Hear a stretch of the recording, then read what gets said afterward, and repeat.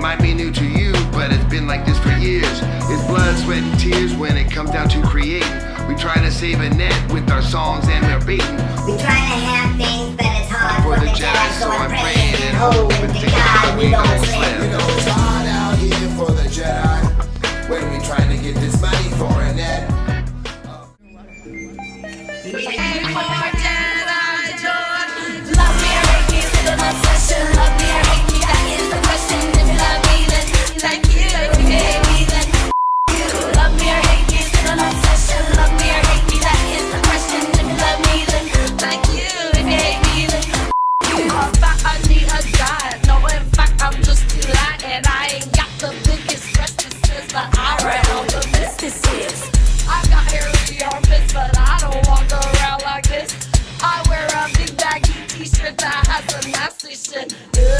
Never had my nails done, busted down until the 9 months. One night I kissed him bomb, now I don't really give up.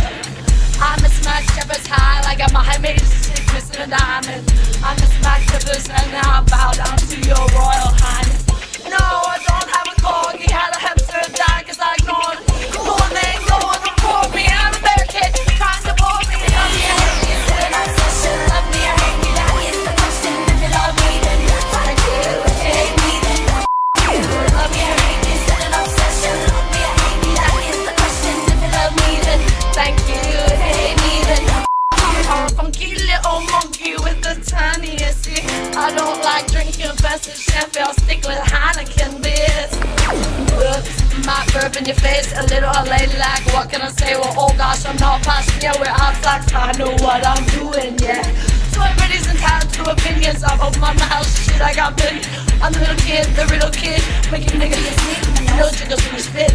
No, I do have some stories, it's true, I want the glory. Go on man, go on, support me. I'm American, trying to deport me. Love me or hate me, it's an obsession. Love me or hate me, that is the question. If you love me, then fuck you. If you hate me, then fuck you. Love me or hate me, it's an obsession. Love me or hate me, that is the question. If you love me, then thank you. If you hate me, then so I can't dance and I really can't sing. Yeah, I can only do one thing and that's be Jedi. So I can't dance and I really can't sing. Yeah, I can only do one thing and that's be Jedi. Love me or hate me, it's an obsession. Love me or hate me, that is the question. If you love me, then thank you. If you hate me, then you. We love mineral water. We love mineral water.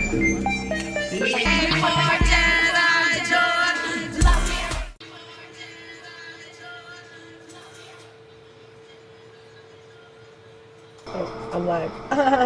It's like sitting here. Happy 4th of July, everybody. I decided to wear. Me and Rich have matching hats. I bought them. I didn't know I was buying two. I was actually really excited when it came. Rich was like, I thought you knew you were buying two because it was on Amazon. He saw the order. I was like, no. I thought it was just one. It was like $25 or $30. I don't remember.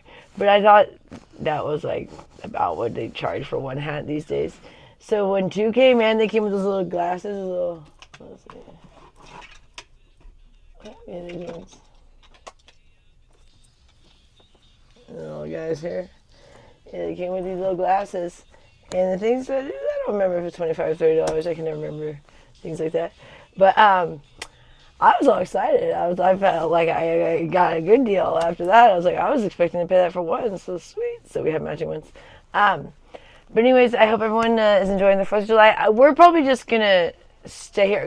Gloria and Annette are going to go dancing. But I don't think we're going to go to the strip tonight unless I work. But we're not like going to go down there to watch the fireworks or anything because we actually have a pretty good view here watching the fireworks. So we'll probably catch it here. Yeah, good. Oh, So- Dark Uncle and Southwest say hi. Oh, hello, Dark And Uncle. Jedi Triggerman says hello. Hi, Jedi Triggerman, and hi, Southwest. Hello, everyone. I hope you're enjoying your 4th of July. We're not really doing much for 4th of July. We've actually just been chilling, but we did just get some really good weed. And so that put me in much better spirits than I've been in a long time. This one is called Tangerine Skunk. I tell you guys, I love the orange stuff. The last one was Tangelo Flower. That one I love. Now this one's even better. What did you say it was called? Tangerine Skunk? I I can tell as soon as I open the container of the weed if I'm going to like it or not, because it's all about the smell to me. It's all about the terpenes. And so these ones I was like, oh man. And so I've enjoyed myself. Yeah. But and the Mets won today. Woo! They beat the Yankees in the first round of the Subway Series. So that's huge. And there was a lot of home runs in the game. I think there was like 3 on the Yankees and I think 3 on the Mets. So it was a crazy game. It was going back and forth, and I wasn't even tweeting about it, but I was like watching the game intently. Richard slept, of course, through the whole thing. I lost all my bets, but I didn't care. They won the game, so I don't really care. I don't even really care to bet. Richard likes betting. But it is kind of fun if you guess. So what happened today is I actually guessed that 2 of the guys that were going to get hits got home runs today. I said Soto and McNeil. They both got home runs. Casper's being crazy. We already had to cut it back on those little treats. He always goes nuts for things, and then it starts acting like a wacko. He's running around right now. So I'm like, oh, Rich, I said, read about how many he's supposed to have. And he's like, oh, he's only been like 2. So well, you gave him too many already. So we always do everything wrong. Oh, we learned the hard way. Poor Casper. So now he's all like going wacko for those little... It said it was just Timothy Hay, so I didn't... Yeah, so he's like, where's my Timothy Hay? That's my bunny I'm talking about. It said these little Timothy Hay cubes, they called them, when they're really like these little balls. They look like Cheeto balls, you know? And he's acting like a crazy man for him. He's not even being like sweet, he's just like, where's my Timothy Hay? I'm gonna whack him out. They always lie to you. They say it's just Timothy Hay. I'm like, really? Because if it was just Timothy Hay, my bunny wouldn't be acting like this. You put something else in it, like some sort of sugar or something. It makes him act wacky. If it was just the hay, he wouldn't act all wacky. But it literally said the only ingredient was the Timothy Hay. I don't know why Rich wants to get him snacks. He needs to lose weight. Don't be getting him treats. But this was supposed to be good for his digestion and for it. Oh, jeez. Oh, he's running into... Oh, he's going into his cage right now. He hasn't been in there in forever. He likes running in there. We don't ever put him in there. He's too big to be in there, for one thing. He wasn't in there since he was much smaller when last time he was in his cage. But he likes to run in there and he runs down the ramp. Casper is being all wacky. He's running in his cage and stuff because of them dang treats. Don't be getting him treats no more. You don't like that? Well, he's fat, so I think treats is the wrong idea. Whenever it says treats, I think there's some sort of sugar with it. You know, I think they're lying when they say just Timothy Hay. Really, because he's acting like a wacko. If it was just Timothy Hay, then it doesn't make sense. But anyway, so we're not going to give him any more of those. Yeah. But he had fun for a second. It gave him a lot of energy. I don't know what they put in those things. Probably sugar. Probably sugar, and bunnies can't really handle it. Farce says happy, Oh, hey! Healthy family farce. Yeah, I hope everyone is doing something a little more fun than us for 4th of July. We're not really doing much. You know, I've never really done too much for 4th of July. That's what I was talking about earlier. The biggest thing we ever did was go to Aspen, which was awesome. But that was the only time we ever took any trip, because we've only ever moved places. We moved to Panama twice, and we moved to New York. We took one trip to Aspen, and we lived in Portland. And then we took a trip to Portland to get our storage in like 2014. We drove. I had to drive the U-Haul truck because Richard didn't even have his license at that point. Richard didn't even want to get his license for a second because he had lost it in Portland. And I don't know, it was just like, we kind of were doing this kind of like undoing of our other lives. I don't know. It was like a freeing, like, I don't know, like Richard had always been the one in control, you know, and he had always, you know, had a lot of money and always had a lot of women that, you know, were a little bit of gold diggers around him and stuff. And so, like, I don't know, like it was just a transition. And I actually needed to be like the breadwinner because I needed to have a purpose. Because after my mom and brother died, I just didn't really care that much about life anymore. And so without like the purpose of like this family, it's just not my family, I kind of just stray away. That's what happens even when I go to New York. When it's just me, I would just probably become an alcoholic. So I need like this stability and the responsibility. And so I think I was very drawn to this family when I first met them because like I needed them like they needed me. So a lot of people judge our family, and we are very crazy, but we do love each other. And, we went through a lot in the beginning because we were dealing with a lot. I mean, when we first got here, this place was crazy. But now everything is really mellow, so we all get along great. Like, none of us fight on any level in this house anymore. I mean, like, I would never dream of, like, yelling at Gloria anymore. But back then, it did make sense, but it doesn't now. And it seemed crazy to people, but we were dealing with a lot. And if I didn't like step in, like everything was going to be lost. And Gloria was very stubborn in the beginning because she didn't really understand what was going on, and like fully, because like she didn't fully understand her finances ever. And we realized that she just didn't. Casper, acting wacky. I tell you, don't be giving your animals any of these. Sorry, any of these things that say treats, because even if they claim it's just, Timothy hay or whatever, they're putting some sort of sugar in there. I can tell. He's being nutty. What are you doing? Hi there, boy. My bunny Casper. We gave him these little Timothy hay little balls, and now he's been hanging like a wacko, but at least he has a little energy, which is good. Maybe he'll lose a little weight running around, because he tends to just sleep all day. Now he's like running around, jumping and stuff. So I don't know. I'm always like, what is the best thing to do? What's the worst? Like same with Annette. Like when she once in a while has caffeine, it's kind of good because then she it has a great time for like a day.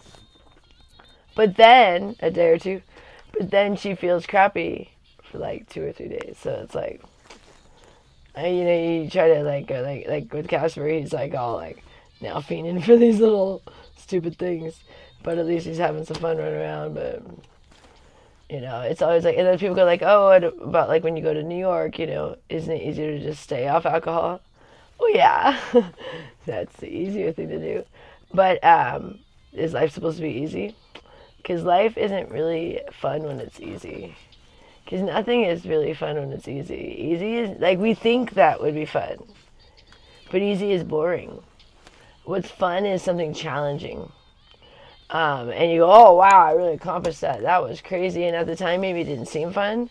But later, I mean, those are the things you remember. You don't remember these things that were easy that happened in your life. You remember the hard things that were a challenge.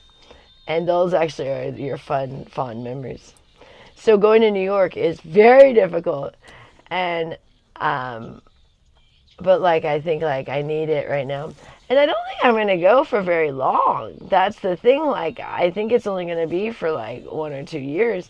And then I'll probably just stay in Vegas. So I'm kind of like, well, I should just embrace this time and be like, hey, I get to go to New York like every couple of months. So it's amazing. I've been from Vegas to Manhattan 7 times now. And back like there. Vegas, Manhattan, back 7 times. So that's pretty cool. I never thought I'd get to go to New York. And I love New York. And the Mets won today. Oh my gosh. So I forgot to tell you guys about that. So Soto and McNeil both got home runs. And so did Beatty. Which when I was betting, like I heard Beatty and I always like second guessed myself. And I was like, not Beatty. But he's actually hasn't got a hit for like 14 hits in a row, I think. And then he finally got a home run. And then Soto, I was so happy because he was playing against the Yankees and Soto just came from the Yankees. So I was like, please let Soto get a home run. And then he got him. But I called both Soto and McNeil for hits. And I called Lindor for home run, which I didn't get. But so I didn't get my bet today. But Richard won one of his bets today. So yeah. Now we're back on top again. But anyways, they barely won, but it was kept going back and forth. Like it would be like, at first the game was like the Yankees were leading by 2 because they got 2 home runs right away on our new pitcher, And I was like, oh, this is going to be bad. And then it came down to, like, Reed Garrett, who normally doesn't like to do, like, 2 innings. He's, like, a relief pitcher, usually, like, does, like, 1 inning and it's done. And they made him do the 8th and 9th. And he got it done. And he hasn't been doing good lately. So I was, like, so happy. It was so cool. It was a really good game. And I don't know what's going to happen for the next 2 games, but just the fact that they got to start, you know, and it's at Citi Field, which is the original Shea Stadium, if you guys don't know that, which my family talked about Shea Stadium like crazy. They were at, I think, the 1969 World Series where they said, oh, they tore apart the stadium because they won. My mom was there. She was like 10 years old. She was born in 59, so. Anywho, when I go to New York, I really connect with my family. And so that's what really draws me to New York, too. It's not, people are like, oh, Joy's so happy in New York. No, it's not that. Half the time I'm like, you're only seeing when I take my photos. Sometimes I'm like emotional wreck in New York. And like, you know, you guys see some of the videos I've posted before. Usually we take them down because it's like, oh. So there's both things in New York. But that also happens here. I'm actually happy a lot, like if I have my weed and if I haven't been drinking. If I drink, I'm a grump. Oh, biggest grump. But in New York, when I first drink, I'm like, ah, and then I become a grump. So by the end of the trip, I'm a real grump. You guys barely saw me towards the end of the trip because I was just like pretty grumpy. I would try to post a little bit, but I was pretty grumpy. And oh gosh, the last day was bad. I was like, oh, do I want to drink again? And I keep thinking that each trip I'll kind of like decide like, maybe I won't want to drink, you know? And so I'm kind of realizing that might start happening because each trip it's kind of like, I don't know, like I think what's going on is I need to go through this process, you know? And like just avoiding it was not helping me work through my issues because I have major anxiety issues. And the weed really helps with that. But I can't just like rely on the weed. Like I have to be able to like work through my anxiety. So what I'm realizing is like when I do things like alcohol or something, like it actually will kind of bring up my anxiety. Then I can be like, oh, look, I am really anxious. It's like when I was riding home, when I didn't have my alcohol, I was like freaking out. And then I was like, wow, I really have an issue in the car. I had like major PTSD in the car. So we're just like, well, maybe we'll send you to the VA after New York trip to get evaluated for, I might need to get on some medication for anxiety, but I don't really take medicine, so we'll see. But I'm kind of looking forward to going to New York. I don't know if I'll be there for my mom's birthday or not. I was looking at my trip in 2023. I was there like July 27th to like August 8th or something like that. So I don't know when I'll go this year. It just depends. We'll have to start looking at the flights and looking at the hotels, and then I also have to find out a couple of my clients' schedules and stuff. But I think it's important, even though like the easier thing would be like, oh, I'll just stay home and make it life so easy and just not really challenge myself in any way and just sit here. But that's kind of like not living. So I think challenging yourself is good. But I also think it's good for me to have to be alone a little bit because I do have issues with that. Like I really have a codependency with Richard, like where I just need him around all the time. So, I call him incessantly when I'm in New York. And as much as he loves having me around, I think it's good for him to get a little space from me sometimes. Because I'm very needy. And some people don't realize, they're like, oh, you know, Joy's doing all this, but no, I really need Richard. So, like, he's been like my rock for like 13 years now, so. And I would be not alive without him because I was very much not wanting to live before we met. And then as soon as we met, I've pretty much always wanted to live unless I was like saying something stupid when I was drunk. But yeah, I never was like suicidal or anything like that. So when I'm drunk, I'll say weird stuff. because I hate everything, and I mostly hate myself when I'm drunk, because I'm like, why am I doing this to myself? But I don't know. I think it's definitely something I need to work through. So, but today is day 9, no alcohol, so I'm feeling much better. And I'm realizing alcohol really does, sag me down. And it's very destructive. So we've been watching a lot of stuff about, leaving Las Vegas, and people, on YouTube talk about the movie. But the main thing they talk about is the alcoholism, And so it's...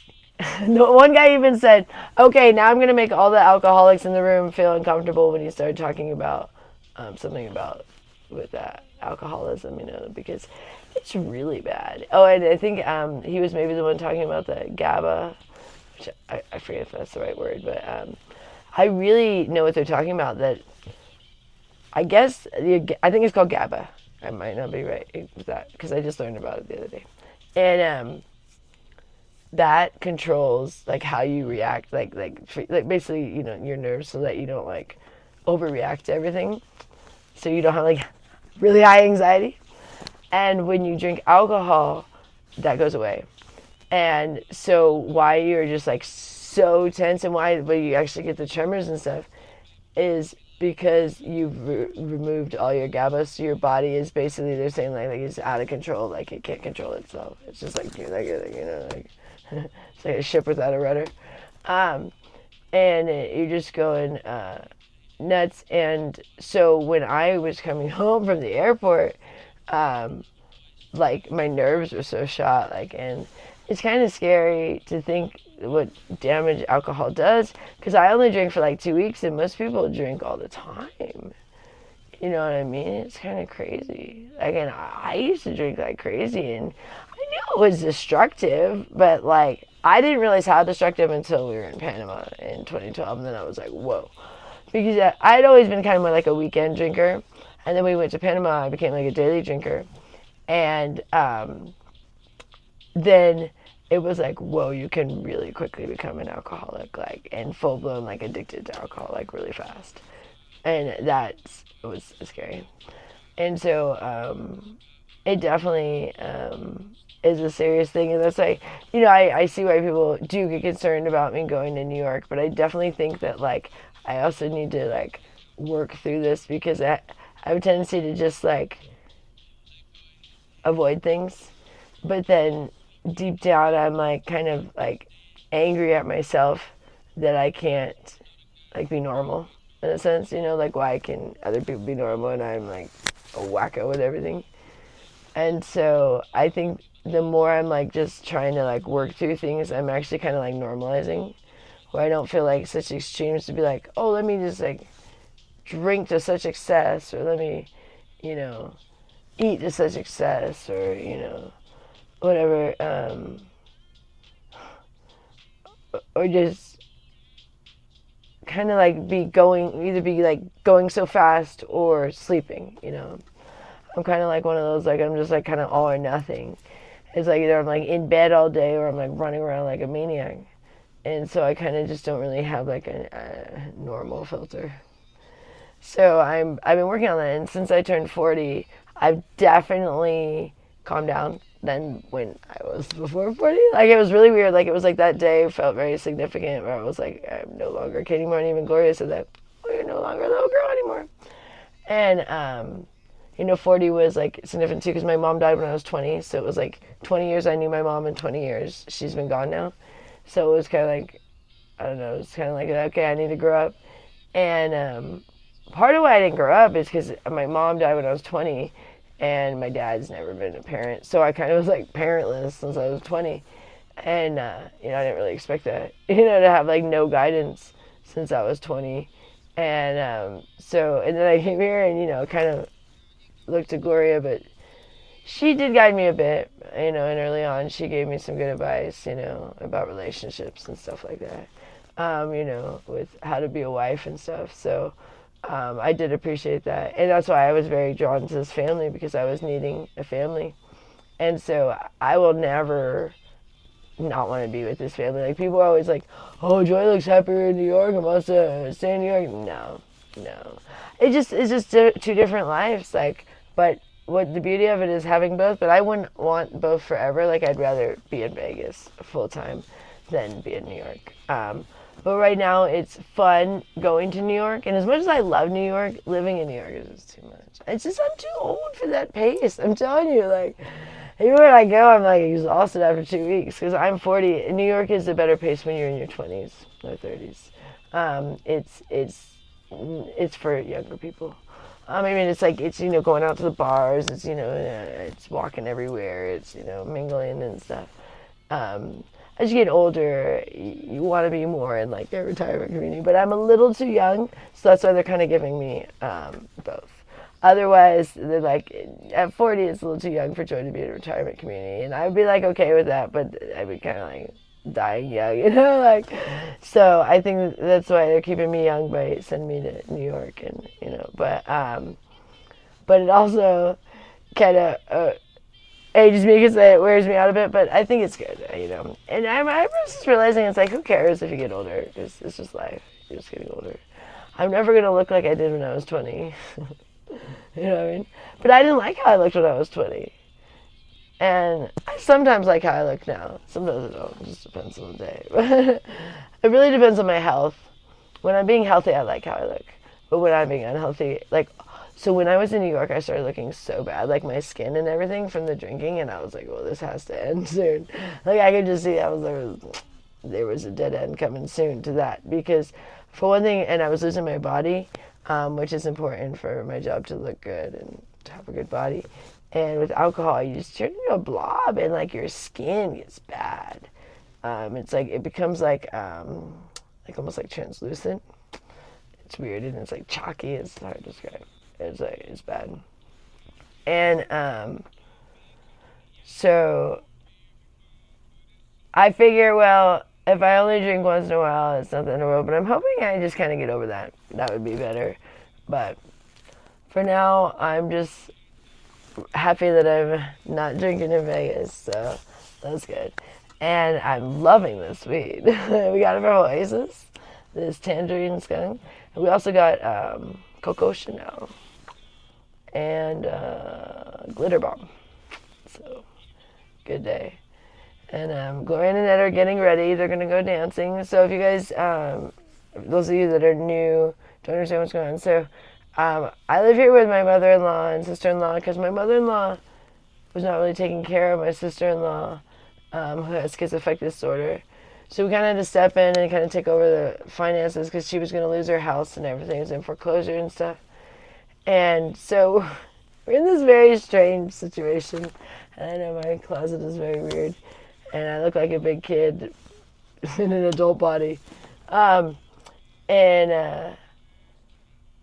I think it's because, like, I feel like I don't want to be like a staunchy adult yet, and just be boring. And, I feel like life's too short, like I was saying earlier, because, I lost my mom and brother, and same with Rich lost his dad and brother. So you realize, yeah, you can always be like perfect, and you can always follow all the rules, and you can always be like a perfect citizen and the perfect whatever.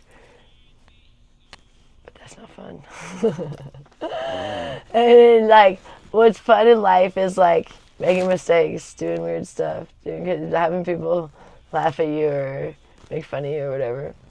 Those are the times you're going to remember. And don't worry if people make fun of you. People make fun of you no matter what you do, whether you're like the perfect singer, and the best singer in the world, or the lamest, you get made fun of. Whether you're the best looking person or the ugliest. Almost the ugliest probably don't even get made fun of as much as the best looking, the way our society is. But it's like, people are going to make fun of you, so you just have to not care what people think. And I don't care what people think. I really don't, as you guys can see. But I don't like when people are disrespectful. I just think it's not right. Like, I just don't like when people are mean. Like, it's like, why do we have to be mean to each other? But I don't really care what they're saying about me. It's more just the fact that people are so hateful. Have so much hatred in their heart. It disturbs me. And that's why I get upset. But now, like, I don't really feel that as much. I don't know. I don't really read the comments, but I get the energies, and I feel like there's a better energy coming through, a lot less hate. I'm feeling a lot more like love and support, so that makes me feel really good. Where for a while I just felt like even if I wasn't reading the comments, just the amount of like hate coming through. So I really feel that things are changing, and I don't know what's happening, but I feel like maybe people are getting more positive out there in the world. I know we're getting out of the pandemic, which was very depressing for people, you know. And you know, they're saying this year is going to be kind of the turnaround year, and it seems to be a lot of things that are turning around 2025 here. So maybe people are kind of generally just getting happier, but I know I'm getting happier. I was pretty negative at the beginning of the year, and even really bad in 2023, because things were really hard. I mean, coming out of the pandemic, and now like it feels like things are getting smoother. And as soon as we could get fully caught up on some of these things that Gloria was really behind on the ones that we're having to make like extra payments, you know, then I probably won't have to go to New York anymore. But I'm kind of like embracing like that it's pretty cool I get to go to New York, you know. So I'm having a good time with it. And Matthew says loves your hat. Oh, thank you. Loves the Jack Skeleton things. Loves the plush room. Loves everything about this little space. Thank you. You guys like my umbrella from? I think I bought this in 2023. This is the umbrella I was talking about. That I got this in 2023 in New York City. It's like the coolest umbrella. I'm not gonna open it in here, but it's one of those that's like a dome over your head.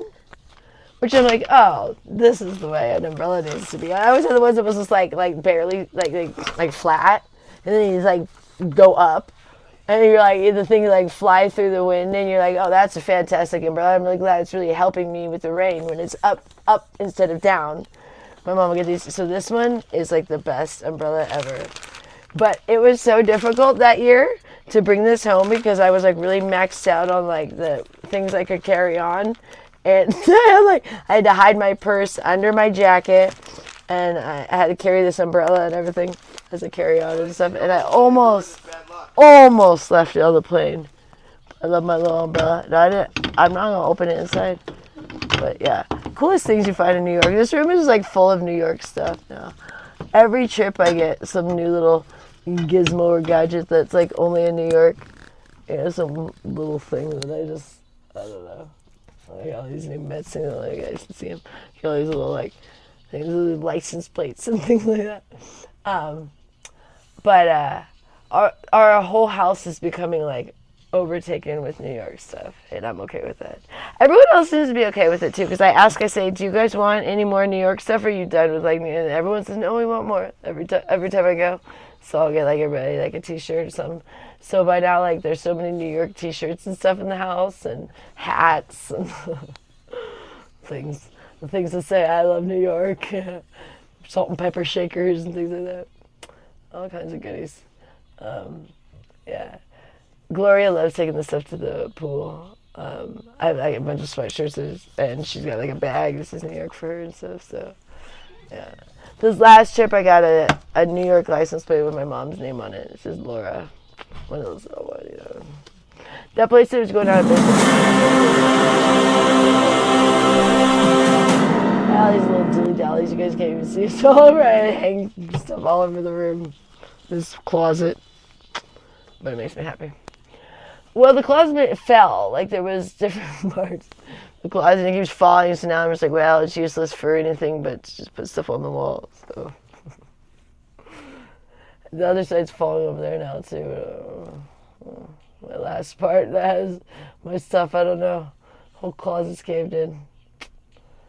But anyway, it's just funny the stuff like the contrast of like when I'm in New York and then here. But that's like how I was raised. Like we always had like nice stuff, but like it wasn't necessarily in the best shape, you know, but it'd be like antiques, but they were pretty dilapidated kind of thing.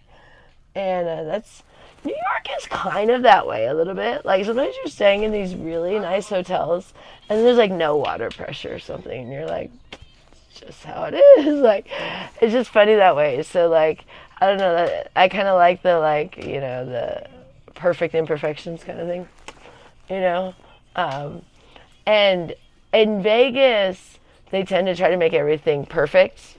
But in New York, you really cannot. Like, you could be, like, at a really nice hotel, and then, like, the elevator just breaks. I was actually visiting a client at a really nice hotel.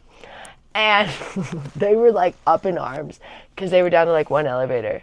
And, like, the guy couldn't get there till, like, later in the afternoon and stuff. And I was, like, so then all the guests were just infuriated, you know, because it was taking forever. And this was, like, a really nice hotel. And I was so happy. Yeah. Yeah, give him that. No, he's all pissed off. My bunny wants them dang little treats Richard got him. Richard swore they were only Timothy Hay, and it even says on the container, so it's a fraud because they're putting something. One thing to get them to hold together like that, you're probably putting some sort of sugary thing. No, they didn't put anything in it. It's just that they can't. It's just that he shouldn't be eating that much hay. He has to eat this kind of hay. It takes him longer to eat it. Those little tiny pellets are. I know, he's like he's so lazy. He doesn't like to chew. we have the laziest bunny. I don't know how he turned out to be so late, but once he got neutered. You guys ready? Yeah. All right. Oh. Okay, you stay here. You keep Okay. here 'cause it's, you know. Okay, yeah. I'll be back in like 15 minutes. Okay, they're gonna go dancing. Okay, get your wallet. Yep. Don't forget your wallet. Oh, you need the keys. When I'm out. Do you want me to stop at the store when I'm out? You could get some beef if you want. That would be Okay. kind of cool. Some pickles. Yeah, that'd be good. Okay. Yeah. All right, then I'll be a few more minutes. Can you just hold Yeah, this? Can I'll you just hold hold it. for it here? I'll hold it for it, yeah. Hold it for it. I'll be right back as soon as I can. All right, take your time. Actually, let me do this. So we're out of beef. I can go for a pound tonight. Yeah, I could totally. You can do Albertsons. I really like that. That was good. Yeah, you don't have to. Get down that way. I can go to Smith's. What? It just feels like Smith sometimes is such a like. Are they still open? Being it's for. They're open until midnight. Oh, okay then yeah, better get over there. Yeah, go by there. That'd be good. 2 pounds. 2 pounds and whatever else you want. Oh, olive oil. Olive oil, thank you. I knew there was something. Yeah, olive oil. Olive oil. I'm trying to think if there's anything else that's really. Yeah, you're going tomorrow, so you just get. That's all you I need. don't leave you guys alone. I'm like her personal bodyguard, like Whitney Houston. I'm like.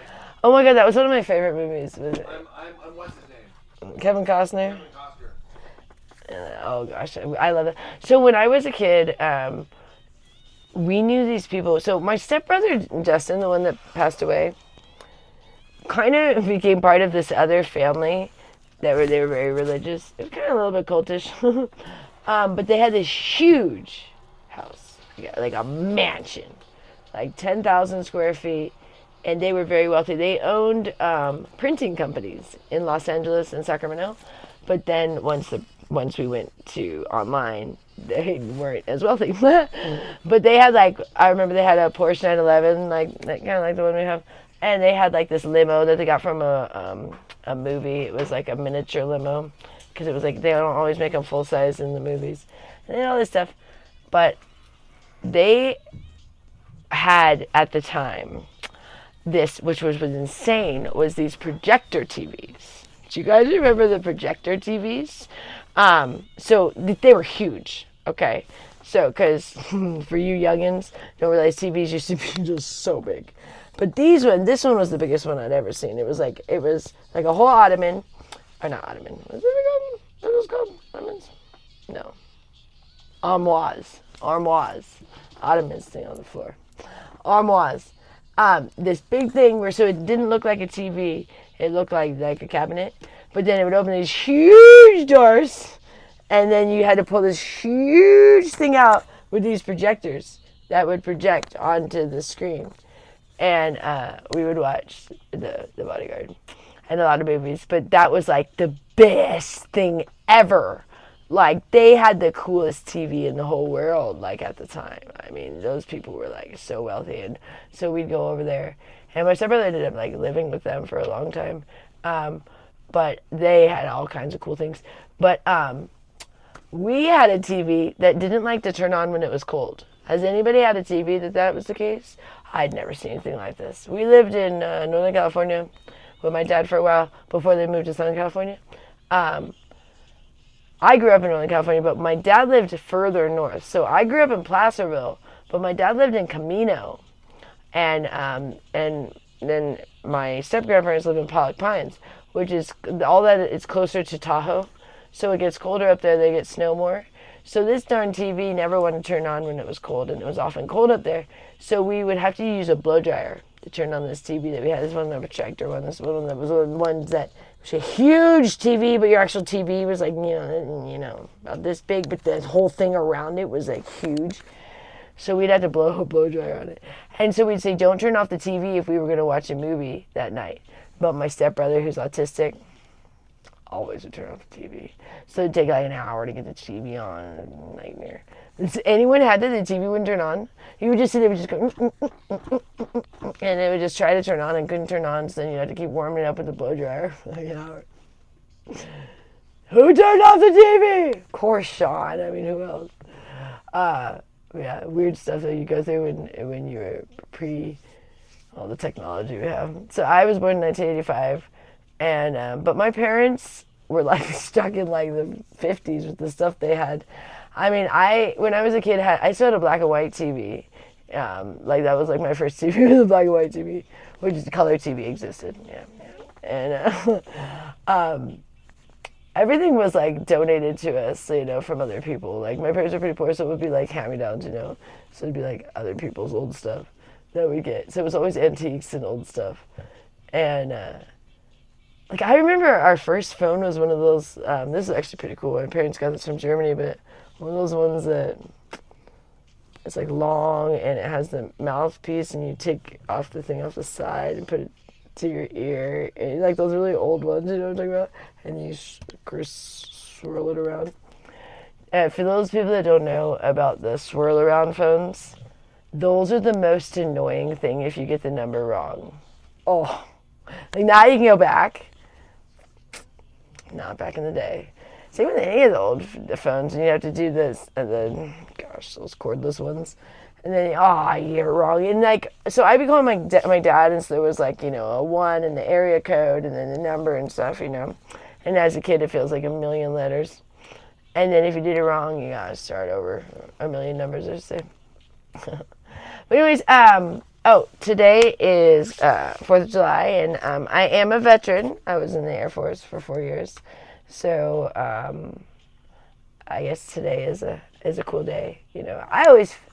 I'm actually, I'm weirdly very patriotic for how kind of anti-establishment I am at the same time.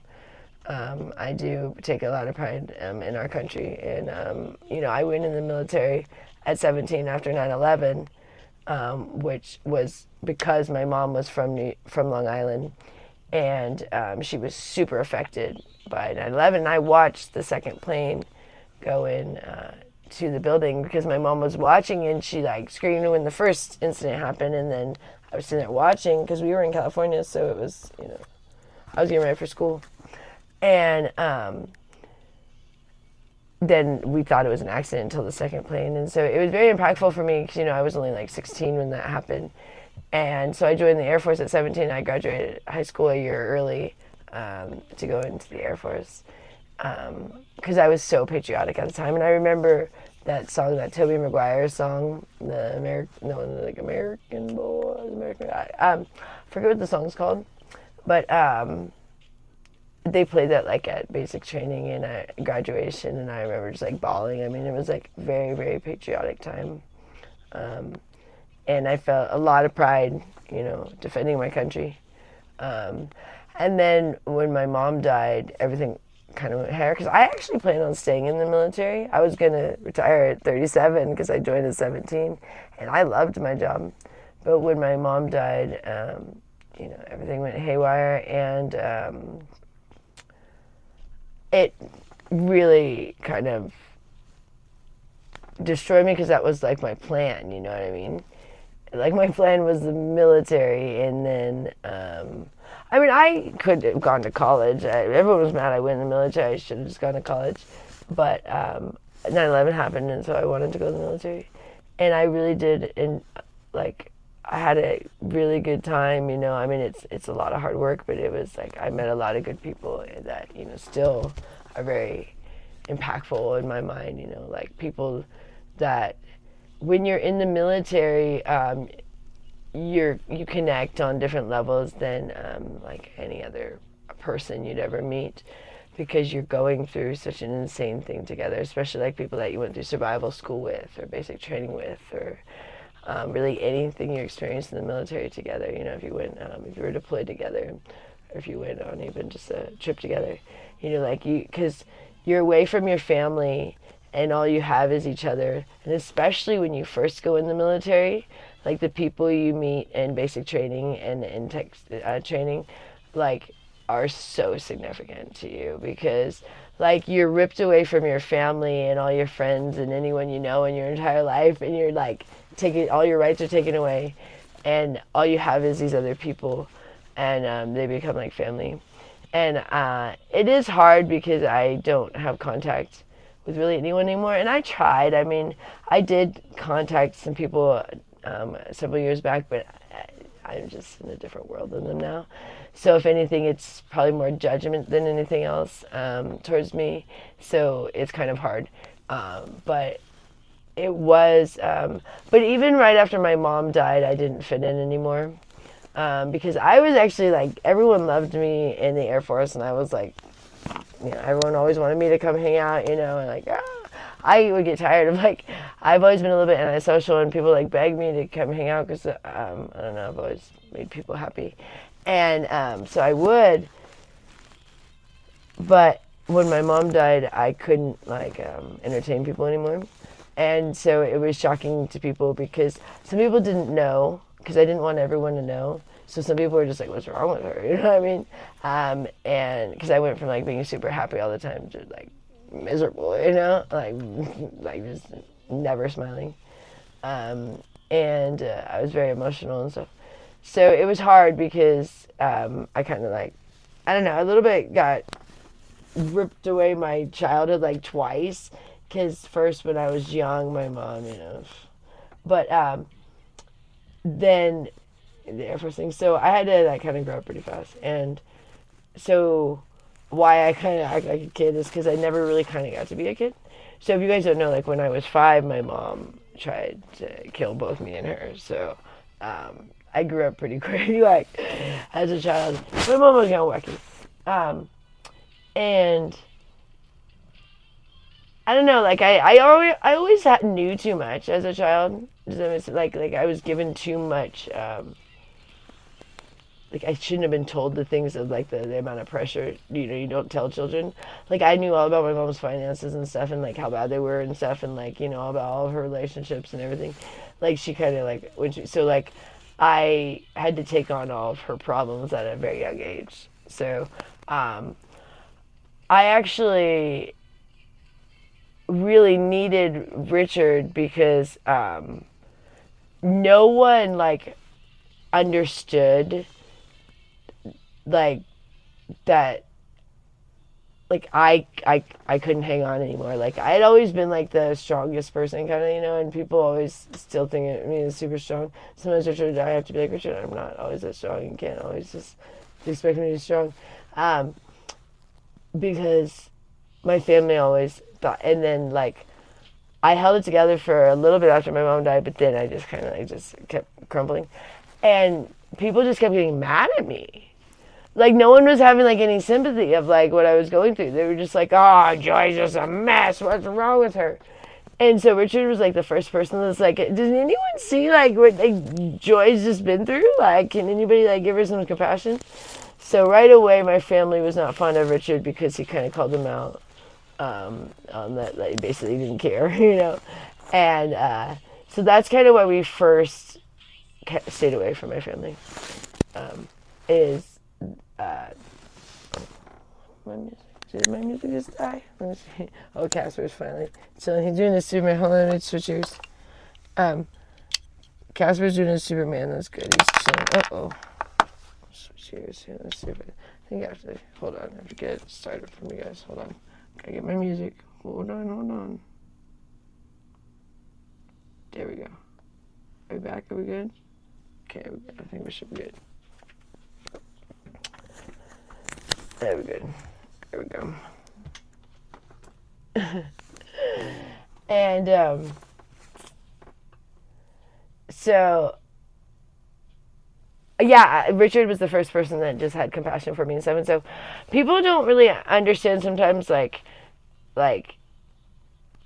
they think that like in a relationship that money is the most important thing, or like status in some level, where like it actually is very difficult to have your wife be the one that is kind of like in control, because I do state that sometimes when I want to, you know what I mean? And most women have to fully submit to their husbands, and I don't. And that is a difficult thing for husbands to take. And so it's not always easy. And the thing is, I couldn't have Richard get a regular job because I needed someone around. And if we both got regular jobs, like, then I was not going to live, basically, because me just going in, you know, trying to do a job just resulted in like addiction. Like if I went and did like an office job all day, then all I wanted to do is come home and drink all night, you know, or do an eating disorder. Whereas actually by doing the job I'm doing, most people would think would put me in addiction, but it actually freed me because I was able to like fully explore myself, like have the time to go through my emotions, to go through my pain, to go through things where normally you would just kind of shut out your emotions and just try to like get through your day at your job. And so I now have actually like fully explored like so much of my past that I'm now like working through it, where before I couldn't even like talk about my mom for many years because it was too tender, and this had been so many years. But I had just not really gone there, you know what I mean? And so Richard kept like opening up like those old wounds in the sense of like, you gotta like work through this because you can't just like shut it out. Because what would happen is every year, coming close to like November, I would just like shut down and I'd go into like deep depression. And he was starting to see it as a pattern that it happened every year, like around September, I would start to kind of like shut down. And then it would go all through to the next year because the holidays were hard too. And now this year, like that didn't happen. And I think last year, the same thing. Because I finally have kind of like worked through that. And each year it's getting better. And now when I'm going to New York, which is like, it's hard for me and it's a challenge and it makes me sad, but it's also like the most amazing thing because it brings me close to my family. And they are gone, but when I go to New York, like I kind of feel like they're still around a little bit, like for just a little bit of time. But here in Vegas, it's not really that way, and I wouldn't really want it to be that way because I have like other things going on, so it's almost be like intrusive. But when I'm in Manhattan, I definitely feel my family's presence a lot, and it's good for me to have that, because what happens is I'm sitting there with myself, you know, and there's no distractions. And that's hard for me, you know. I mean, like, it's just something, I'm just sitting in a hotel room for several hours and I'm just like listening to music or something.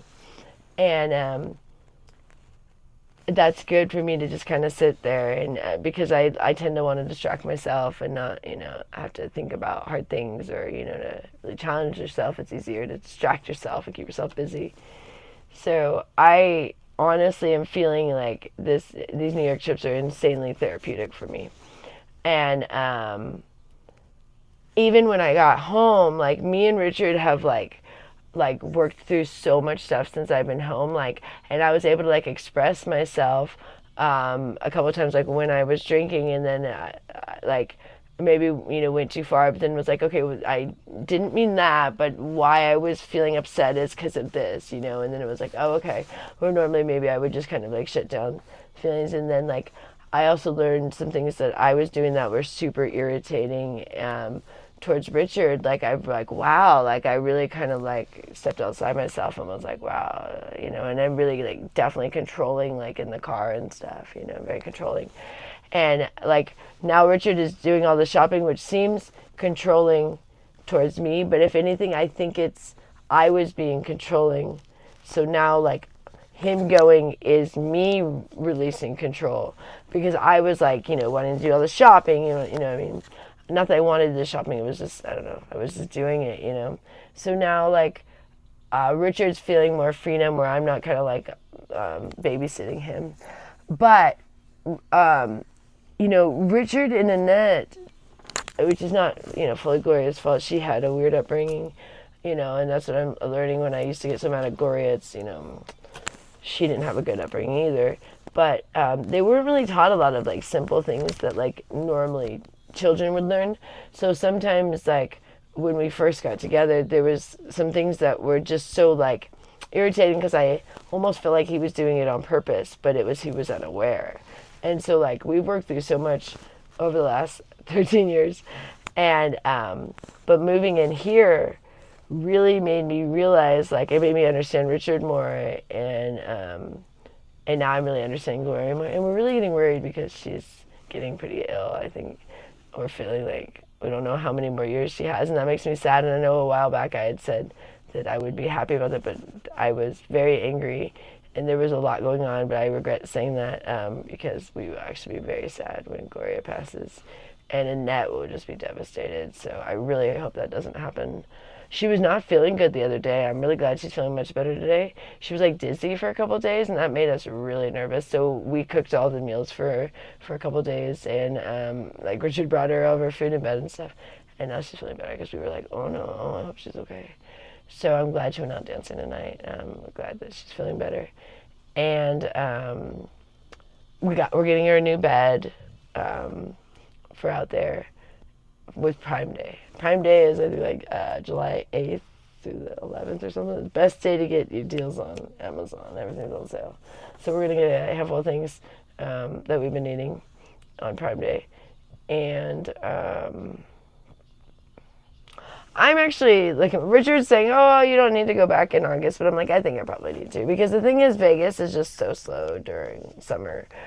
People think, oh, that would be a nice time to go to Vegas. No, it's like 100, anywhere from like 112, 120 at times, during like July and August. It can get pretty hairy here. It's not usually fun for people that are not used to that. The locals were kind of used to it. But I remember my first year in Vegas, I thought my skin was melting. I was like, this is torture. I was like, this is awful. Like, why are we living in hell? This is horrible. And we were staying in these apartments that had real bad AC, where, like, we kept turning it down, and it just didn't feel like it was doing anything. And it had direct sunlight coming in there, and it would just beat into our apartment. And I remember just being like, this is just hell on earth. And then we didn't have a garage. So when you would get in your car, it would just be so hot, because it sat out in the sun all day and just, like, baked. And it was destroy your paint jobs. It was terrible. They had a little bit of covered parking, but not that covered. And the sun's just so intense. So, and it would just beat into your car. So when you get in there, it'd be just a million degrees. Your AC couldn't even, like, keep up with it. So that was, like, our first year in Vegas. I remember we were just like, I was like, this is horrible. But then each year I got more used to it, or maybe we didn't live in such a hot area. I don't know. But you do get used to it. You kind of adapt to it. So I don't ever feel like that bad over the summers. But it does get pretty hot certain days. And you're just like, oof. So, but New York is hot during the summer for, it's humid. And New York, oh gosh, when it gets humid. So what's the worst is, oh my gosh, my last trip to New York was the worst day ever. It was a humid day. And I had on too much stuff because, it had been cold. Because it had been raining, but then it sometimes will stop raining and then it just turns humid. Or actually, maybe even it was, I don't remember, but it was, like, cold for a second. So I had, like, on a jacket. So I get on the elevator, and the elevator was, like, taking forever. And I was, like, melting, and it was so hot, and there was no AC on this elevator. And I was going to the 12th floor, and I was like, this is insane. And I was like, I should just take my jacket off, but you kept thinking, oh, I'll just almost get there. And I'm like, I was like about to, finally when I got, I was like to like the 10th floor, I was going to take this damn thing off. I was like, this elevator is taking forever. But what happens is you're overly dressed when you come inside from being outside in New York. And if it's, like, kind of humid, like, you want to die. Like, it's so hot. but maybe it was like a little bit chilly outside, or you had been dressed from earlier. And then you're like, oh, that's the worst. When it's like, when you go from outside to inside in New York. Sometimes if it's not even humid, if it's just cold, but you're overly, like, it's freezing outside, but now you go inside and they got the heat on. Oh, that happens too during the cold time. Oh, and you'll be like dying because you got like all this stuff on. You got scarves and you got gloves and you got, hats, beanies on, and you got like 5 layers on. And you go inside and you're like, oh dear God, it's so hot in here. And so you get up to your room, you're like sweating once you get up there. You're like, oh great, I'm sweating under all this stuff. Fabulous. And now I'm cold again because I'm sweating by the time I got up to the room. Yeah, God, I love New York. I do love New York.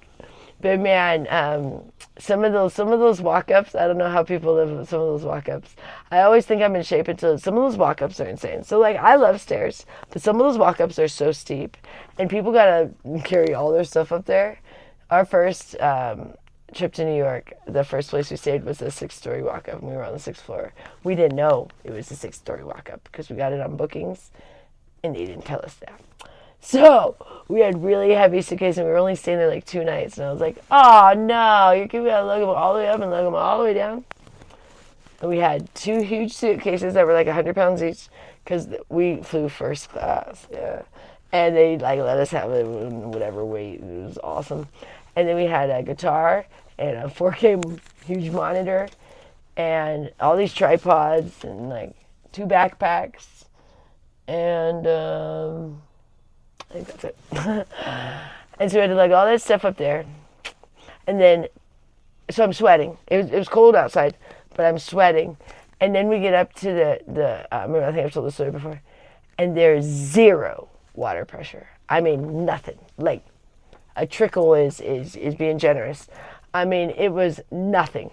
And so, I mean, we're like, okay, let's fill the bath. But it was like, yeah, in like 9 hours. I mean, it was like, I was like, how do people survive like this? How do you live with this amount of water pressure? And you're like, doot, doot, doot, doot. And then I think there wasn't even a plug for this. That's right, there wasn't even a plug for the tub. How are we going to fill this tub? There's even a plug. So now I always bring a tub plug. Something that you should always travel with. Because half the hotels don't have a tub plug. They don't work or whatever. So I buy it from Amazon. It's just this rubber thing that goes on top of the works with any tub if you want to take a bath. Because the worst thing is no water pressure, then you need to fill up the tub. Because some places don't have water pressure in New York. And you just got to accept that. Most of the nice hotels do. But some of the off-the-wall hotels, you never know.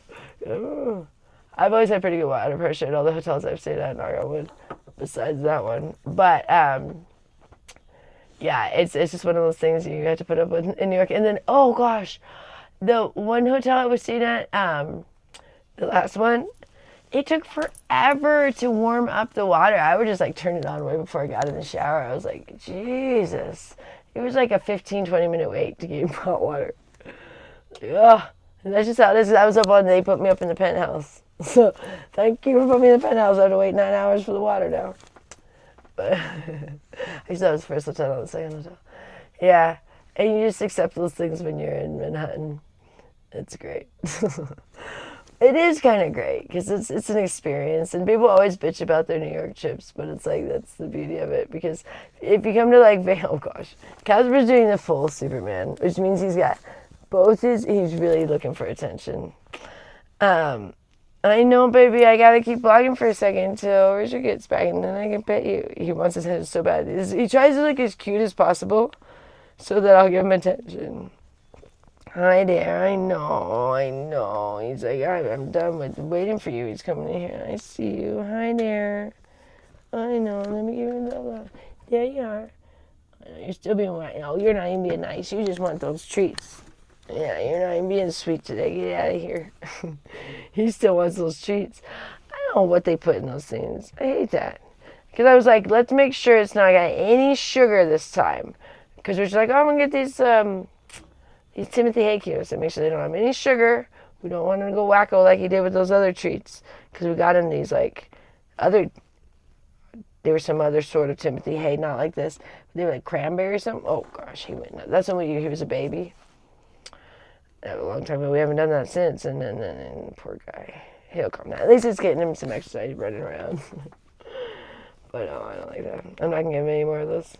Hi, Casper. What are you doing? Anywho, Richard went to take the ladies. I love that when he jumps. So he does a jump and a twist at the same time. So he like kicks his leg out. It's pretty cute. So at least he's doing that. That's good. He's getting some exercise.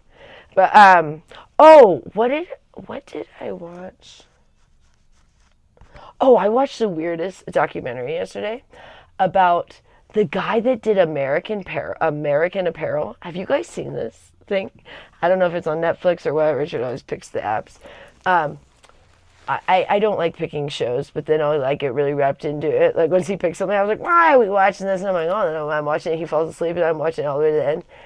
But what a wacky thing. Have you guys heard about this? That guy, this is American Apparel. What a nutball. He was clearly doing drugs, like big time. He was like so inappropriate with his all of his employees, but I forgot about those ads. They were like all so sexual. Totally forgot about that company.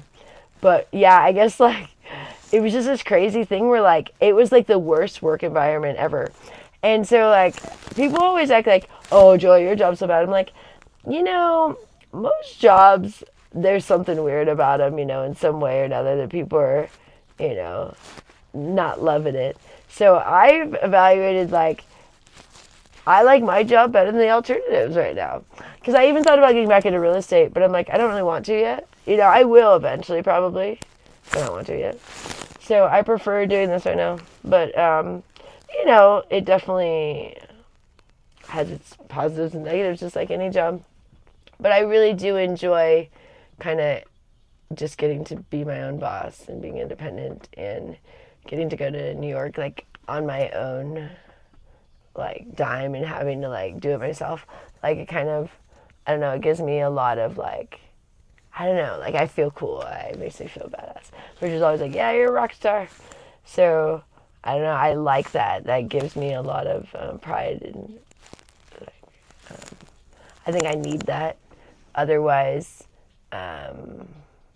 I think if I just was doing a regular job, I just wouldn't be feeling, like, the satisfaction that I do with my job, even though I get irritated with it. It's like, I don't know, it's weird.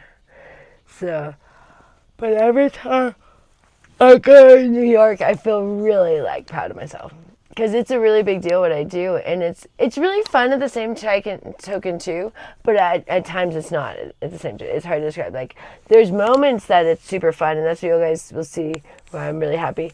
But then you guys don't always see the moments that it's not so fun and I'm exhausted and it's like I'm so ready to go home and I'm missing home and I'm sitting in my room and I'm lonely and I'm bored and I'm just like I'll just like talk to Rich and I'll just like listen to them here because I do love my family here and I do need them, and I have a pretty boring life without them because I'm kind of a perfectionist, and so I make things pretty perfect pretty quick, and I'm a perfectionist or an alcoholic is one of the two. But even as an alcoholic, I can make things perfect if I had to, it's perfect enough, like I'll like be like drunk and be like organizing my stuff in my hotel room, folding my underwear. But anyways, I do have a good time when I go to New York because I heard about New York my whole life from my mom and her family, and I didn't get to go till I was how old was I? I went in 2021. I was born in 85, so how old was I? I don't even know how old I was when I first went to New York. You can do the math for me. And that my mom wanted to take me when I was a kid, and she never got to. So when I go, it's just like so many like I don't know memories of my family, and everyone there reminds me of my family. At least the New Yorker people do, but even the non-New Yorkers, just the energy of people there is a lot more the pace I was used to. And I grew up in California, so it was quite a contrast because I'm like this speeding around little New Yorker because my mom just never. she never fit into the California pace because she never even, like, she always woke up super early, which I realized because she was used to New York time. So she was always up at like 4 a.m. and then she'd go to bed at like 8 p.m., which I'm the same way, you know, and that was because I was raised by my mom. But so now when I'm in New York, don't sleep much in New York, but here I'm up at like 4 a.m. and in bed by like 8 p.m. But in New York, it's such an energy there. I have a hard time sleeping. And even when we lived there, we did not sleep much. And so you get very exhausted in New York. And not even like any sort of, induced by anything. It's just there's an energy there. So you don't want to sleep. Or here, it's like Snoozeville because we're in a retirement community. So everyone is literally asleep all the time. Like sometimes, like I'll look around and like all of us are asleep, you know, like it's like the middle of the day. And probably all of the neighbors are too. Whereas in New York, very few people are sleeping ever. I mean, people are usually working and sleeping very little, you know what I mean? And just going around, you're just go.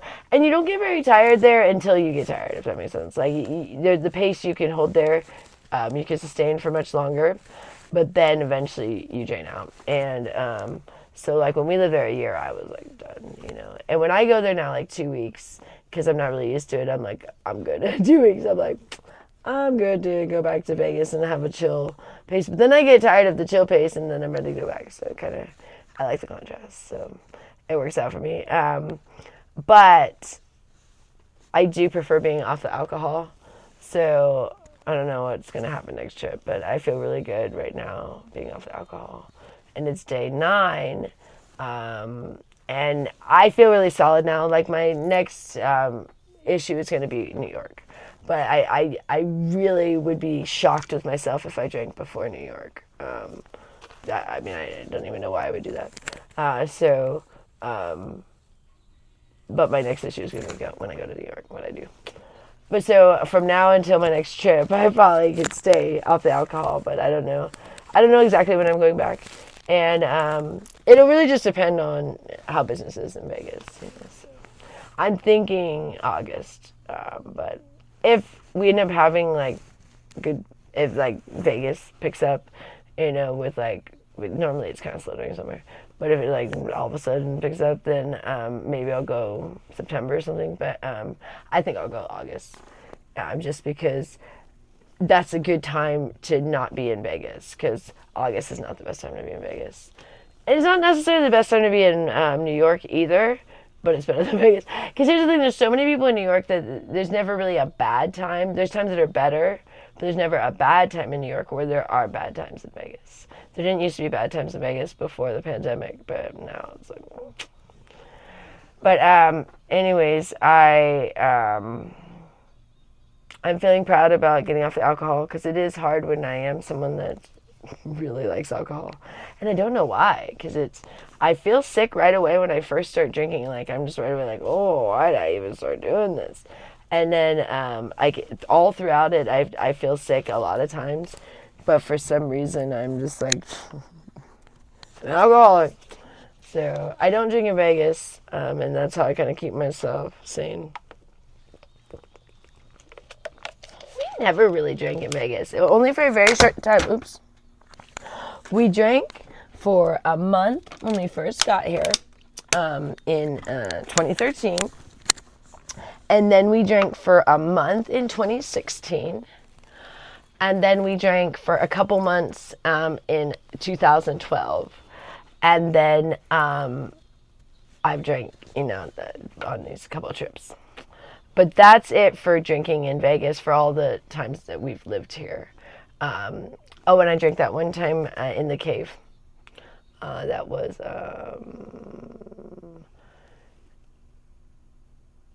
2017 to 2018 New Year's, the day before New Year's Eve. And those were the only times we drank. And then we drank in Panama the first time, not the second time. Second time we only did weed. And we had to get that weed is actually very difficult to get in Panama. Jeez, it's like Fort Knox to get weed there. Alcohol, no problem. I got that everywhere. And probably any other drug. But weed was very difficult. It was like, they act like it was like so crazy because like it's getting legalized everywhere, but they're still very strict for weed in Panama. But the only thing you could get was this Panama Red. It's like super strong in the sense of like so dense that like it just destroys your grinders. You can't even like grind the stuff. It's like this. It's like how you would think like how traditional weed would be, just like this super thick, like super like pungent. It didn't necessarily smell good. It wasn't horrible, but it was like, and so that's all they had there. But we the first time, there's a lot of alcohol in Panama. Anywho, I always know that I can't drink long. So if I ever drink, it's always for a short amount of time. Because I get out of control. So, and I know that about myself, so it's just kind of like, it's like going to be a short-lived thing. So it's like, all right, have your week or two, and then you're done. Some people go, how can you stop? I've always done that. Because I don't control my alcohol well, so I've always had to stop. Like, cold turkey kind of thing. We actually, me and Richard pretty much never fight. Well, we've been fighting, since we've lived here because there's a lot more stress. But prior to living here, we never really fought unless we were drinking, because we always got along great. But then when we moved in here, we started fighting more because there was so much stress of like having to take on all of this new responsibility and me having to go back and forth in New York and stuff. So, but we're starting to get along better because we were really like kind of like fighting a lot because of the stress that was put on us and not really by choice. We kind of fell into this, and then people were like attacking us, every which way. And we were just like, we don't even want to be here. Like, we're taking this on as a burden. And this was not by our choice. Like, we were really having a lot more fun. It's just basically like the two of us just kind of doing whatever we wanted, And now we're, basically like we have 2 adult children, we have to take care of, And we're happy to be here now. But at first it was, very difficult. And now it's, we're all very happy to all be together. And it's, what needed to happen.